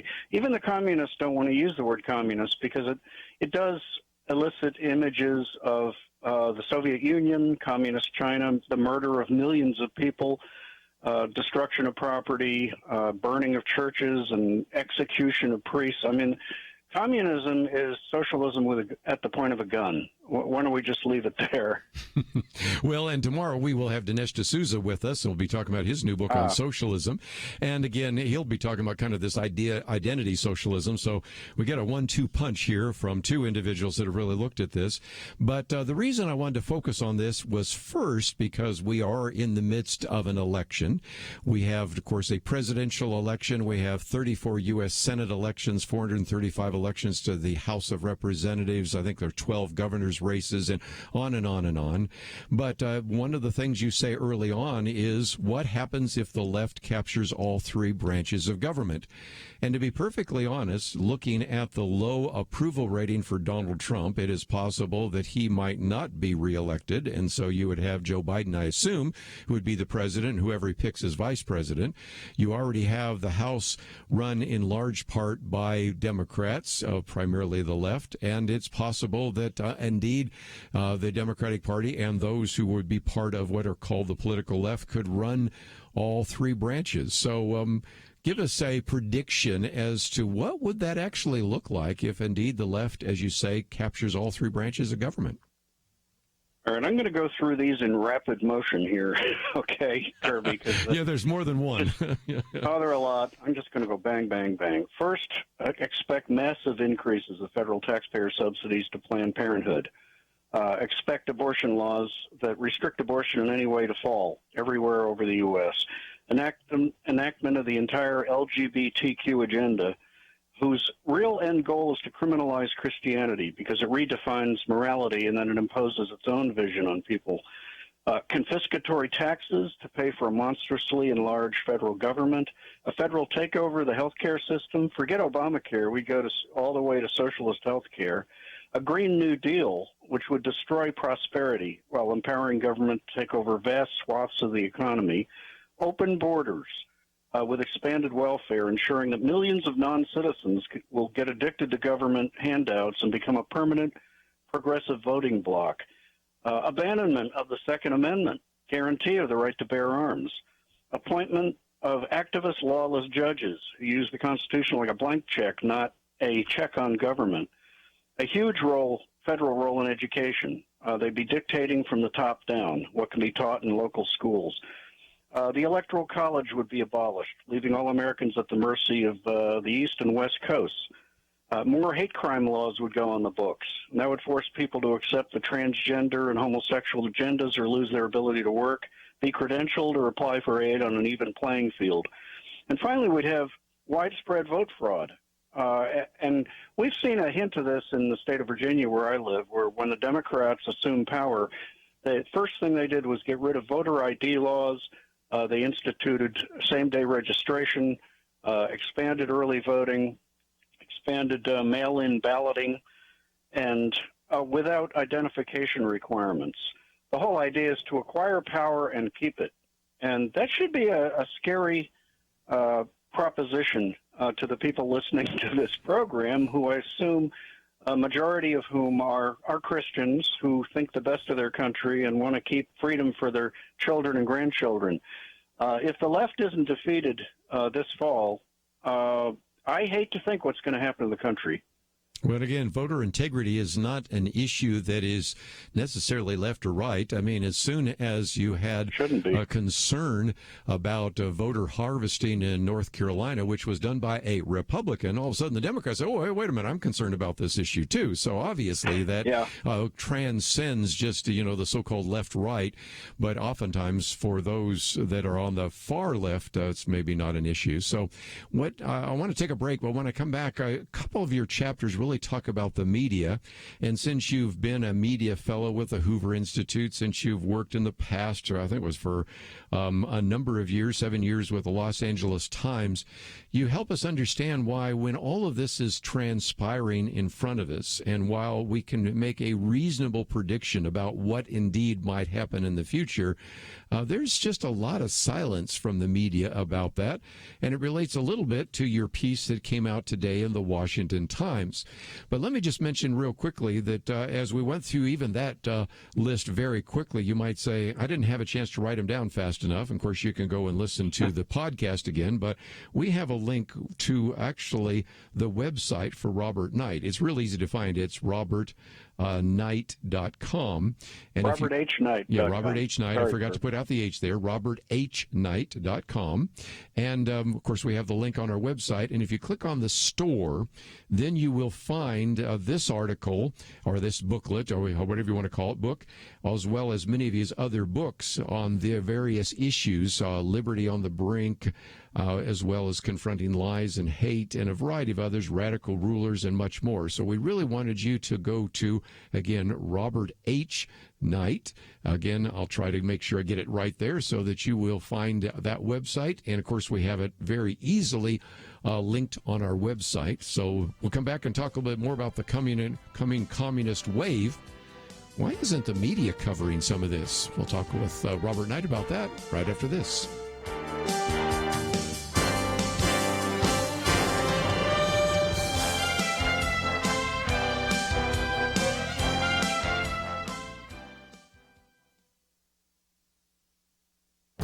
This is Viewpoints with Kerby Anderson.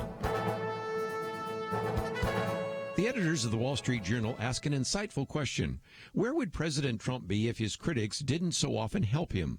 What they're talking about was the decision by Twitter to fact-check the president for the first time.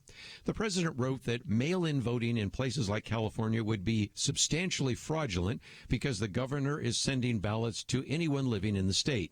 Now, Twitter reminded everyone that the ballots are sent only to registered voters, but then falsely stated that there's no evidence that mail-in ballots are linked to voter fraud. In previous commentaries, I've talked about problems with mail-in ballots. The Heritage Foundation database currently lists over 1,200 proven instances of voter fraud, with nearly half involving absentee ballots and mail-in ballots. There's no chain of custody between the voter and the ballot box. Fraud and abuse can take place without any oversight, and it's worth mentioning that a congressional election in North Carolina was overturned because of clear evidence of abuse. Why did Twitter pick the Trump tweet to fact-check? Over the last few years, he has posted a number of tweets that probably deserve to be evaluated by Twitter more than this one. Twitter handed the president more evidence that the big tech companies are out to get him and his followers. They could have let the president's critics counter his comments, but Twitter decided to put on a striped shirt and play umpire. That's why President Trump signed an executive order that allows the government to evaluate the legal protections in the Communications Decency Act. The order will be challenged in court and isn't even supported by some of the president's conservative followers. But it has raised the stakes in the debate about the influence of big tech. I'm Kerby Anderson, and that's my point of view.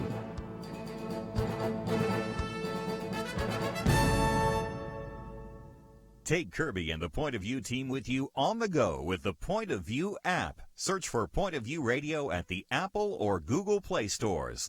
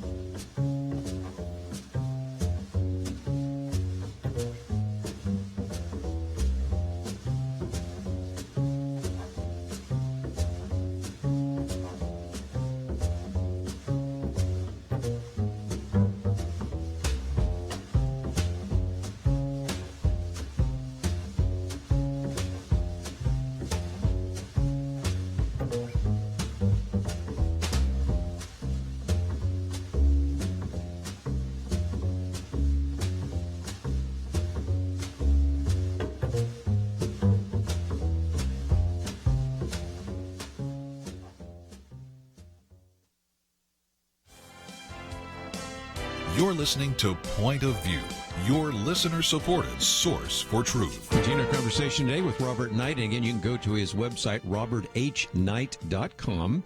And his column that is there that came out earlier, Counting the Cost, Blaming Trump. And even as we talked about a little bit earlier, the virus really doesn't care. And so it doesn't matter whether you're protesting the lockdown or whether you're protesting the death of George Floyd. There is a real concern about the impact. So his piece there on how the media sometimes takes rather bizarre delight in some of the COVID-19 statistics. But part of that is because we live in an election year right now. And so anything that can advance a particular agenda is the case.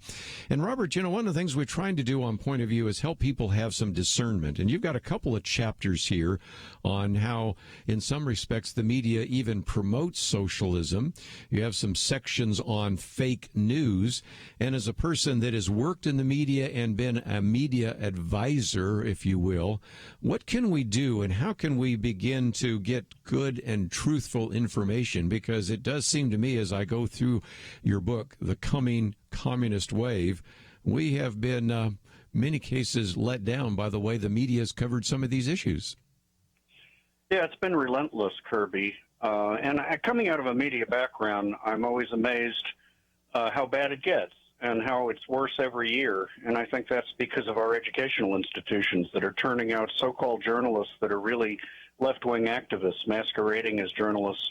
When I worked at the LA Times, a lot of the reporters were liberal, but really tried to balance the stories. By the time I left, I noticed the new reporters coming in were outright leftists with an agenda. They got upset if you asked them to balance the story. I was on the copy desk, and I became a news editor, and I said, you got to get both sides. And they looked at me as if I had lobsters growing out of my head. And this is common in newsrooms all over America. They just assume there is one way to look at things, and that is the left-wing way. And if you don't, you're some kind of hater or racist. And this continues at the national level, where I've never seen a president treated the way Donald Trump is being treated. The Media Research Center, where I worked for a while, analyzed a 6-week period from September to November in 2019, and said out of 684 evaluative comments on the main networks, 96% were negative toward Trump. It's an unending Niagara Falls of criticism of President Trump. No matter what he does, he's wrong. I saw a great example the other day where, he was accused of being a dictator and being authoritarian and so forth. And then he said, no, let the states determine their own lockdown and when they should give it up and start opening up their economies. And so the headline on the front page of the Washington Post was President Trump It's a belittling presidency. It looks like it's a shrinking presidency because he's giving over power. You can't win. Yeah. Yeah, you can't win. I mean, if you show strength, you're a dictator. If you show deference, then you're, shrinking presidency. So I understand that. That's right. And that's one of the things that people need to pay attention to. But one of the things that I thought we would come back to in one of your chapters is why socialism violates all 10 commandments.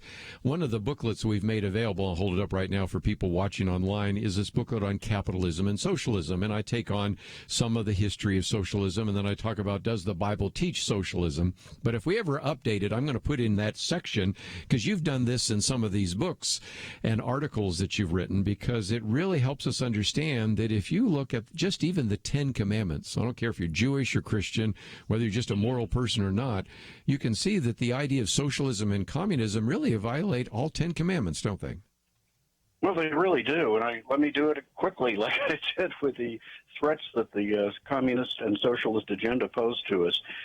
First, you shall have no other gods before me. Well, they hate God. I mean, Marxists are atheists. Many socialists are atheists. They really want to depose God and put government as God. You shall make no idols. Well, they've made an idol out of building utopias. They think the government is the be-all and end-all. You shall not take the name of the Lord your God in vain. When socialists take over a culture, it becomes depraved, perverse. You see the Lord's name taken in vain constantly. It's for a reason. It's to defame the Lord, especially Jesus' name. Keep the Sabbath day holy? Well, forget it. They've made it like any other day. And, of course, in places like communist China, where there's an official atheist state religion, people can be persecuted for going to church. Honor your father and your mother? Oh, they've been at war with fathers and mothers and marriage and the family since the 19th century. And I studied socialism in grad school, and I was amazed to see how many of the socialist philosophers, including Frederick Engels, co-author of the Communist Manifesto, were sexual revolutionaries. Mm-hmm. They preached free love. They said children should be raised communally and taken from their parents because they saw families as the bulwark of churches, and both were in opposition to a growing state. They saw them as competitors. Okay, you shall not murder? Well, they misread this. This capital punishment is in the Bible. It's accepted. If you take blood, you will pay with blood. And if shall not murder, if you look at the left's support of abortion and how they say, well, this isn't even a human being, so it doesn't count. I mean, that shows how callous they are toward the most vulnerable among us. You shall not commit adultery. Oh, come on. They've been pushing pornography and adultery for years. If it feels good, do it. That's been the leftist ethos. You shall not steal. Well, socialism is grand theft. Basically, it says if somebody else has something you want, you're going to get the government to take it for you. You shall not bear false witness against your neighbor. Well, socialism is built on a mountain of lies about human nature, which is why it eventually resorts to violence. It always does. Look at socialist Venezuela, which is virtually communist at this point. People were so against it that they had to bring out the troops. You shall not covet. I believe that's the 10th commandment. Well, coveting and envy are at the heart of socialism. It's I want something somebody else has. I will use the government to steal it. If I held up somebody on the corner with a gun, I'd be a criminal. But if I get the government to do it, well, that's okay. Well, again, this is something that I wanted a lot of our listeners to be aware of, because you have 11 chapters and we've only picked out just a couple of those.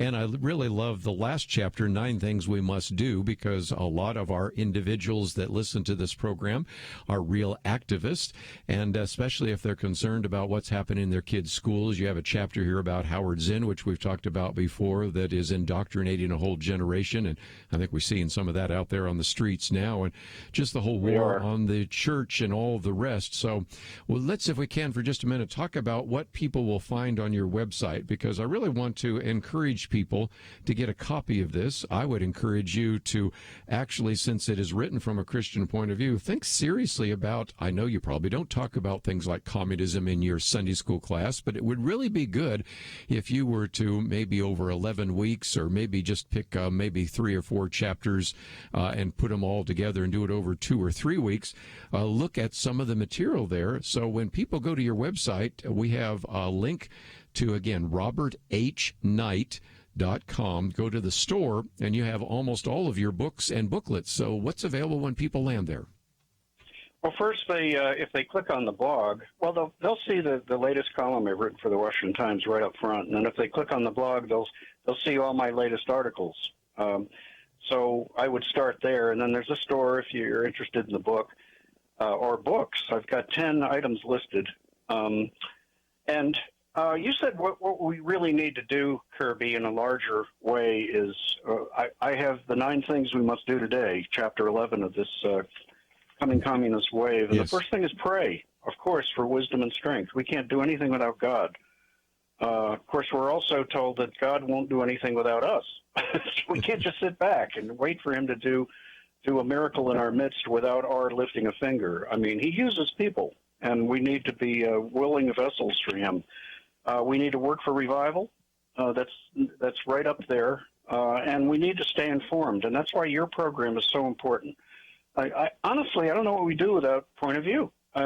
Over the years, year after year, you consistently challenge the media narrative, and you bring on people who are knowledgeable, present tense accepted here, and you counter all the lies they're being told. You know, this goes way beyond bias anymore, Kerby. I mean, they're lying to people on a daily basis, and it's horrifying, and people need to seek out different forms of media, like your program.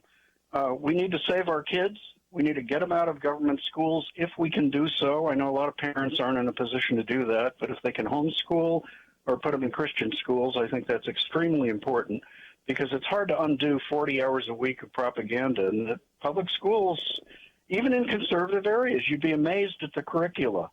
So parents, if you have kids in government schools, you got to stay involved. You got to get in the PTA. You got to look at what they're being taught. And finally, you have to get involved in elections. You have to make sure you're registered to vote.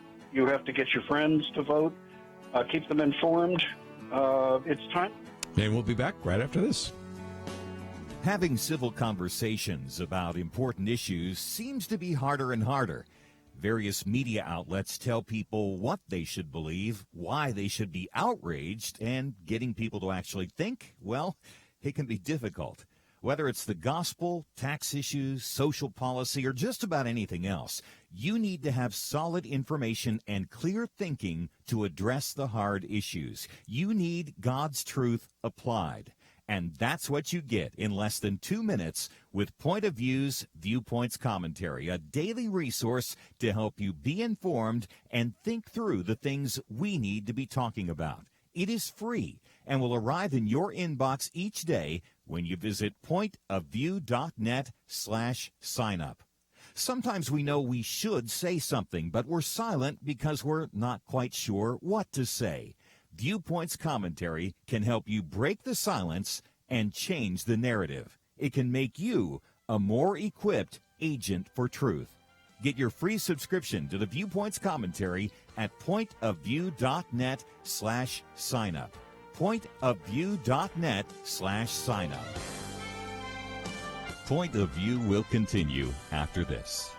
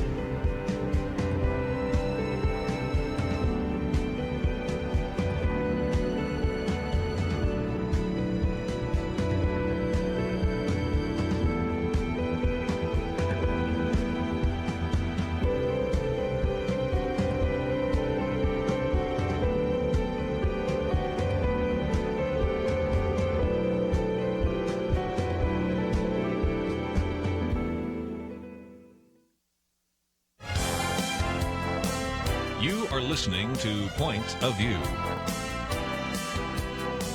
The opinions expressed on Point of View do not necessarily reflect the views of the management or staff of this station.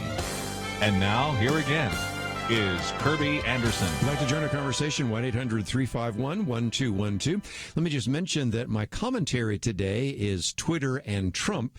It has to do with the fact that Twitter decided a while back to actually start fact-checking the president. And as I say in my commentary, of all the ones to pick, the one where he actually raised some questions about the effectiveness or the legitimacy of mail-in ballots, let's be honest, sometimes the president has said some things that deserve to be fact-checked. And, of course, the best way to do that is let people just counter it or respond to his Twitter post. But nevertheless, of all the things that they did, of course, he was at one point saying that he felt that the mail-in voting in places like California would be substantially fraudulent because the governor is sending ballots out to anyone living in the state. Well, that's not true. And the Twitter reminded everybody it's sent only to registered voters, which, by the way, would also include anybody that has not voted in the past and would certainly go to a lot of places where individuals maybe have moved or are no longer alive. So there is the potential for fraud. But nevertheless, the next statement was by Twitter, there's no evidence that mail-in ballots are linked to voter fraud. Oh, yes, there is. There's a lot of evidence. And one of those, which we have a link to, you can look and read it for yourself. It is a database that was created by Hans von Spakovsky. You might say, well, who is he? Well, he's a former federal elections official at the Heritage Foundation. The database at that time, I think, had 1,285 proven instances of voter fraud. Most of those were fraud created by what? Absentee ballots, mail-in ballots, because there's no chain of custody between the voter and the ballot box. Now, you have to hope that most people do the right thing, but when do you always trust everybody to do the right thing, especially when it's something as important as voting? So anyway, that's the piece I've put up there. The president has wanted to have his executive branch reevaluate some of the legal protections that are in the Communications Decency Act. And if you'd like to read more, it is there on the website, pointofview.net. Let me just, again, thank Robert Knight for being with us today. We kind of had to cut him off at the end because the breaks wait for no one.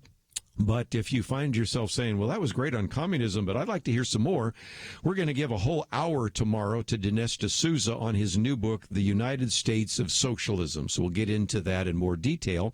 It will relate in some respects to what he's talking about, but I've already had a chance to watch some of the interviews that Dinesh has done. For example, one he did with Eric Metaxas the other day, in which he's kind of talking about identity socialism. So it's kind of a new idea, and I think you will benefit from that as well. Just before we get into some other issues, one of the topics I've been wanting to cover is the fact that with these protests, there is the possibility that the coronavirus could be spread widely. Remember that? You know, now all of a sudden we're not talking about that, although I think we'll come back to it pretty quickly. And as Jim Garrity puts out, the virus doesn't care. And he said this morning the national media are attempting to delicately acknowledge that the protesters gathering in crowds probably raise the risk of spreading the coronavirus among each other and their families. One person working at a cancer research institute estimated that if, again, this is, as he said, was kind of on the back of an envelope type of statement, could result in about 3,000 new infections. Okay, multiply 3,000 by the infection rate. That could lead to infections that could be anywhere from 15,000 to 50,000. Whoa. And then if you multiply that by the death rate, which is very low, but still could result in anywhere from 50 to 500 eventual deaths. And so this is of concern. Since we broadcast in 40 plus, I think it's 42 different states, let me just give you a very brief look at what I'm seeing in different states. You have a man in Lancaster, Pennsylvania, tested positive for the coronavirus. You have in Ohio, the Columbus Public Health had somebody who was actually tested positive in one of the protests. You have one of the linebackers for Oklahoma State University tested positive as well. Lawrence, Kansas, a release from the Lawrence Douglas County Public Health Department states a resident in one of the protests tested positive. You can kind of see where this is going to lead pretty quickly. And the other day, I think it was on Friday, we had somebody call in and maybe you're still listening today, in which he was saying, if a couple of weeks from now we don't see that many people getting the coronavirus and getting COVID-19, we might say maybe some of this was an extrapolation. And you know what? There's some evidence possibly for that. For those of you in Missouri, you know where the Lake of the Ozarks are. For the rest of you in other parts of the country, the Lake of the Ozarks, beautiful place. And there was a picture back from May 23rd in which they had crowds of all sorts of people in the swimming pool, and the argument was that people are going to die, all sorts of people are going to get the coronavirus.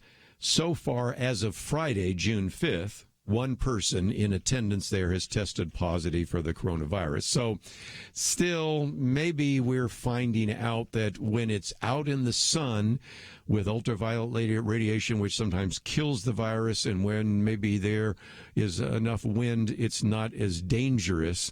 But nevertheless, we are certainly seen some of those in cases, and there are some places where it has been of concern. Let me pick one. You remember the protest and the vandalism in Atlanta, Georgia? The number of confirmed cases in Fulton County has increased by about 300. How much of that's related to those who were part of the protest? Always hard to sort out exactly. Utah had very high numbers the other day. Where's some of South Carolina? We broadcast there, has a record number on Saturday, so there's some concerns there as well.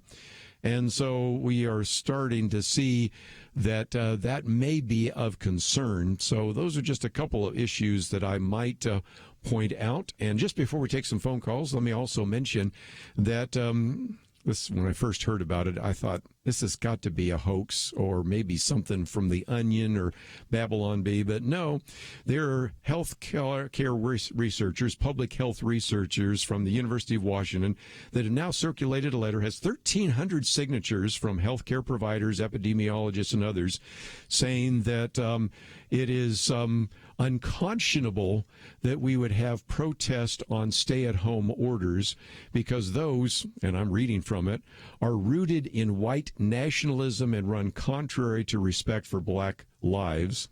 And by the way, our friends at the Wall Street Journal, I love what they said. There's no evidence lockdown opponents are racist, though these progressives ignore the disproportionate harm that these strict lockdowns have had on minorities.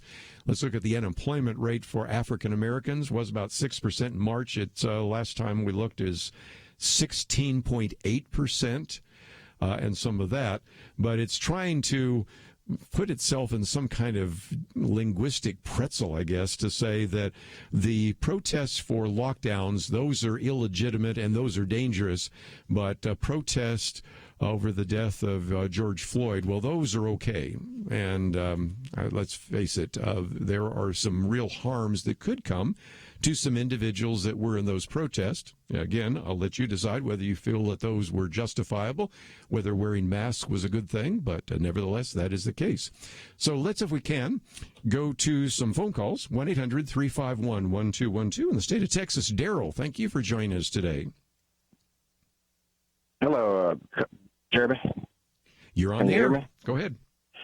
Yes, I got a question for you. I would like to know what did you meant by supporting Black Lives Matter as a Christian. What do you meant by that? Oh, sure.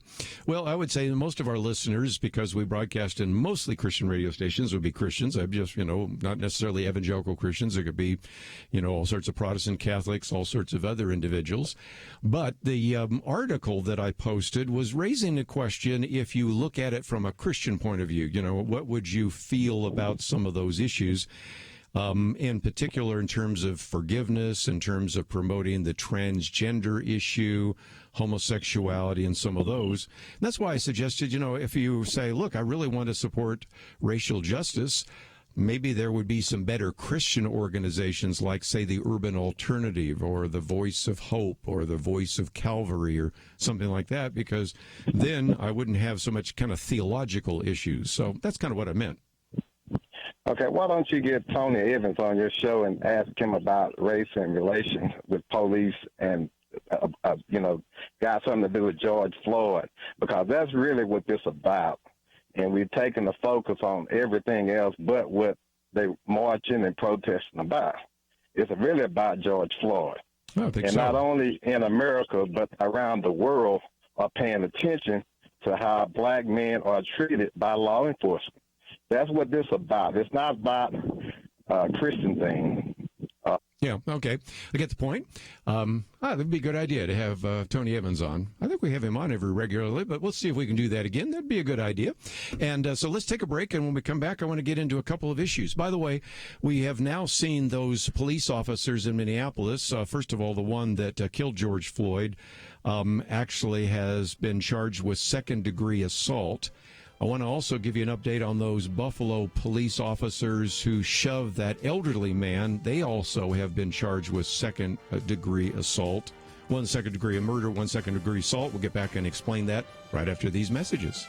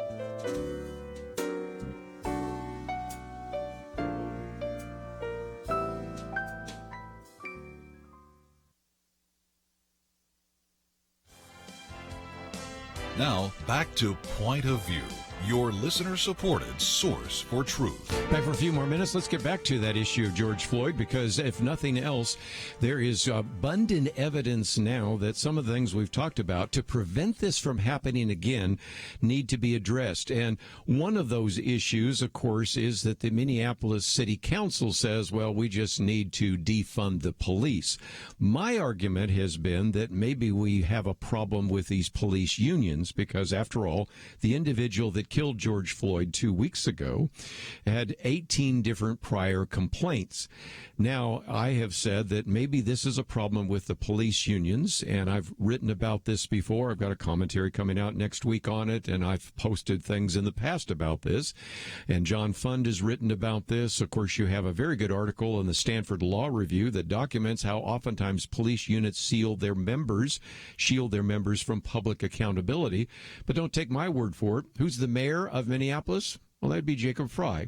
He was on the other day with George Stephanopoulos, and I just heard this from Warren Kelly, in which he explained that even when they try to fire individuals, out-of-control police officers, then they end up having a lawsuit that the police union brings, and then they get reinstated.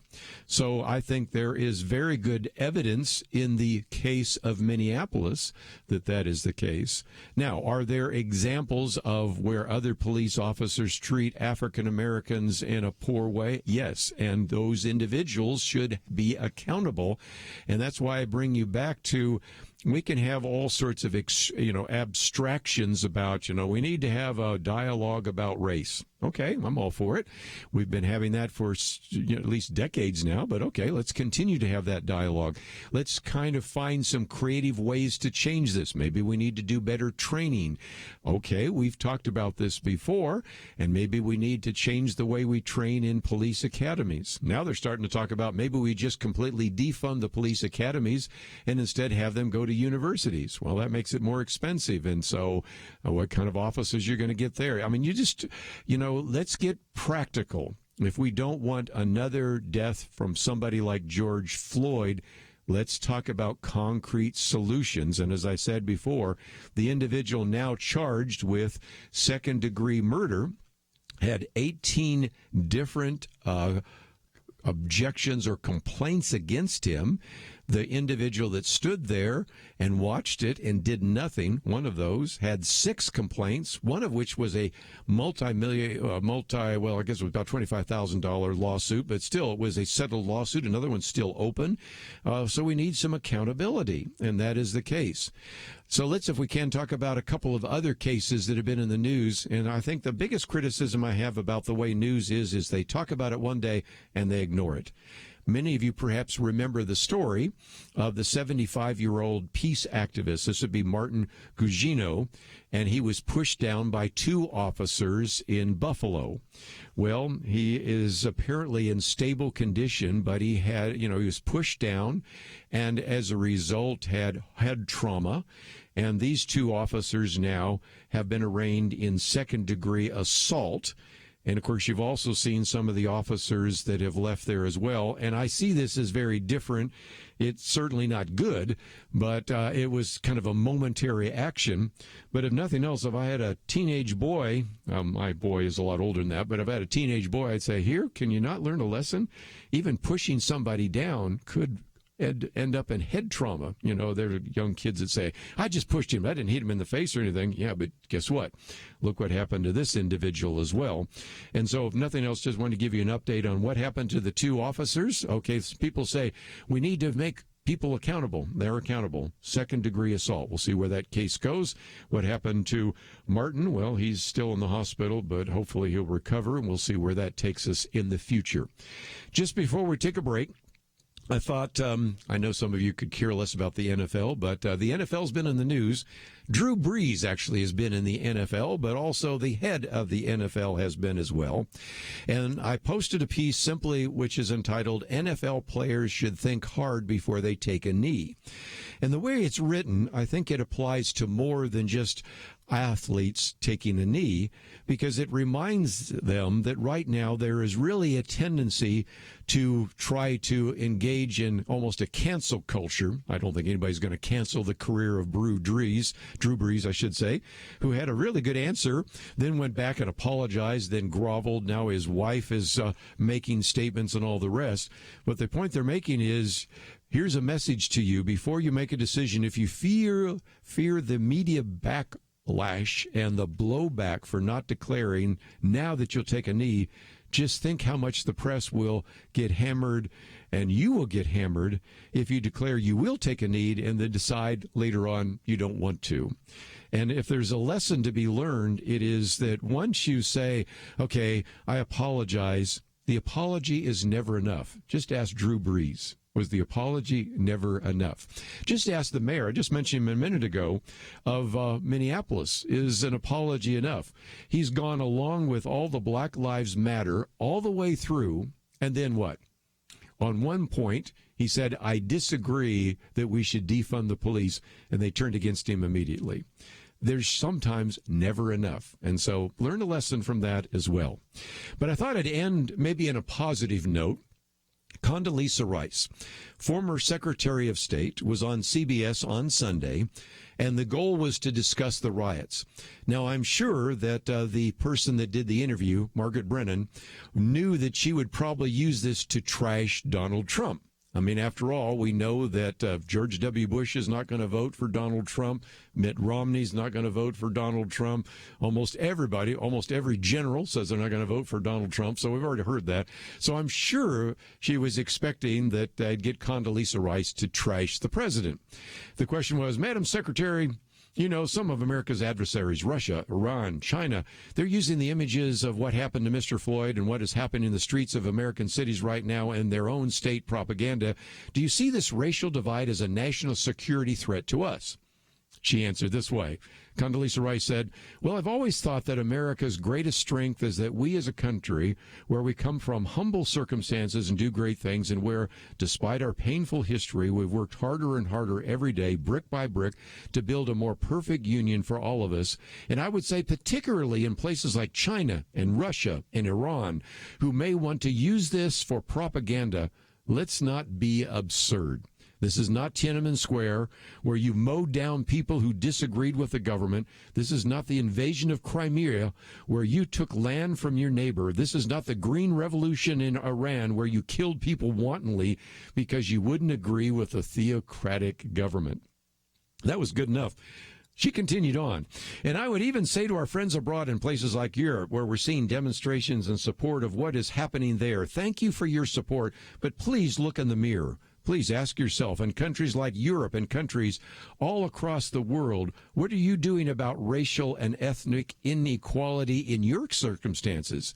America's gotten better because we have been willing to confront our problems, and we're going to confront our problems again.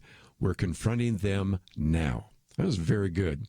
One last point she made, but I really don't need to be lectured by Vladimir Putin and Xi Jinping about peaceful protests when they have themselves used their own force just because people wanted to criticize their government, and that is not happening here.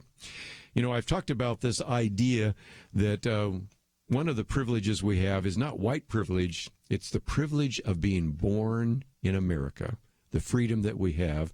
And if nothing else, 3 cheers for Condoleezza Rice. Instead of using that to take off on Donald Trump, and I'm sure she will, she at least gave a wonderful response to not only the interviewer, but to the other nations of the world that want to use that against us. Well, tomorrow we're going to have Dinesh D'Souza on. I know it'll be quite a conversation then, so I hope you will visit the website, pointofview.net. And as you do so, maybe you can support this ministry. I want to thank Andrew and Steve for their help behind the scenes. We'll see you back here tomorrow, right here on Point of View. 2020. Is there anything important happening this year? Well, not unless you consider major disputes in various Christian denominations, international tensions over a flu epidemic, economic uncertainties, and a presidential election important. Question: where will you get real news, credible opinion, clear biblical thinking on the things that matter most? Answer: Point of View Radio with Kerby Anderson and the team. You can make sure their voices continue speaking loud and clear by taking a moment right now and joining the Truth Team. It's easy, but you do have to visit our website or make a quick call. Go to pointofview.net/team or call 800-347-5151. You have the power to make a difference. Joining the Truth Team can help ensure that millions of people will get a different opinion from the major purveyors of fake news. We don't get big advertising dollars like the networks or tax money like PBS. We depend on you. pointofview.net/team and 800-347-5151. Point of View is produced by Point of View Ministries.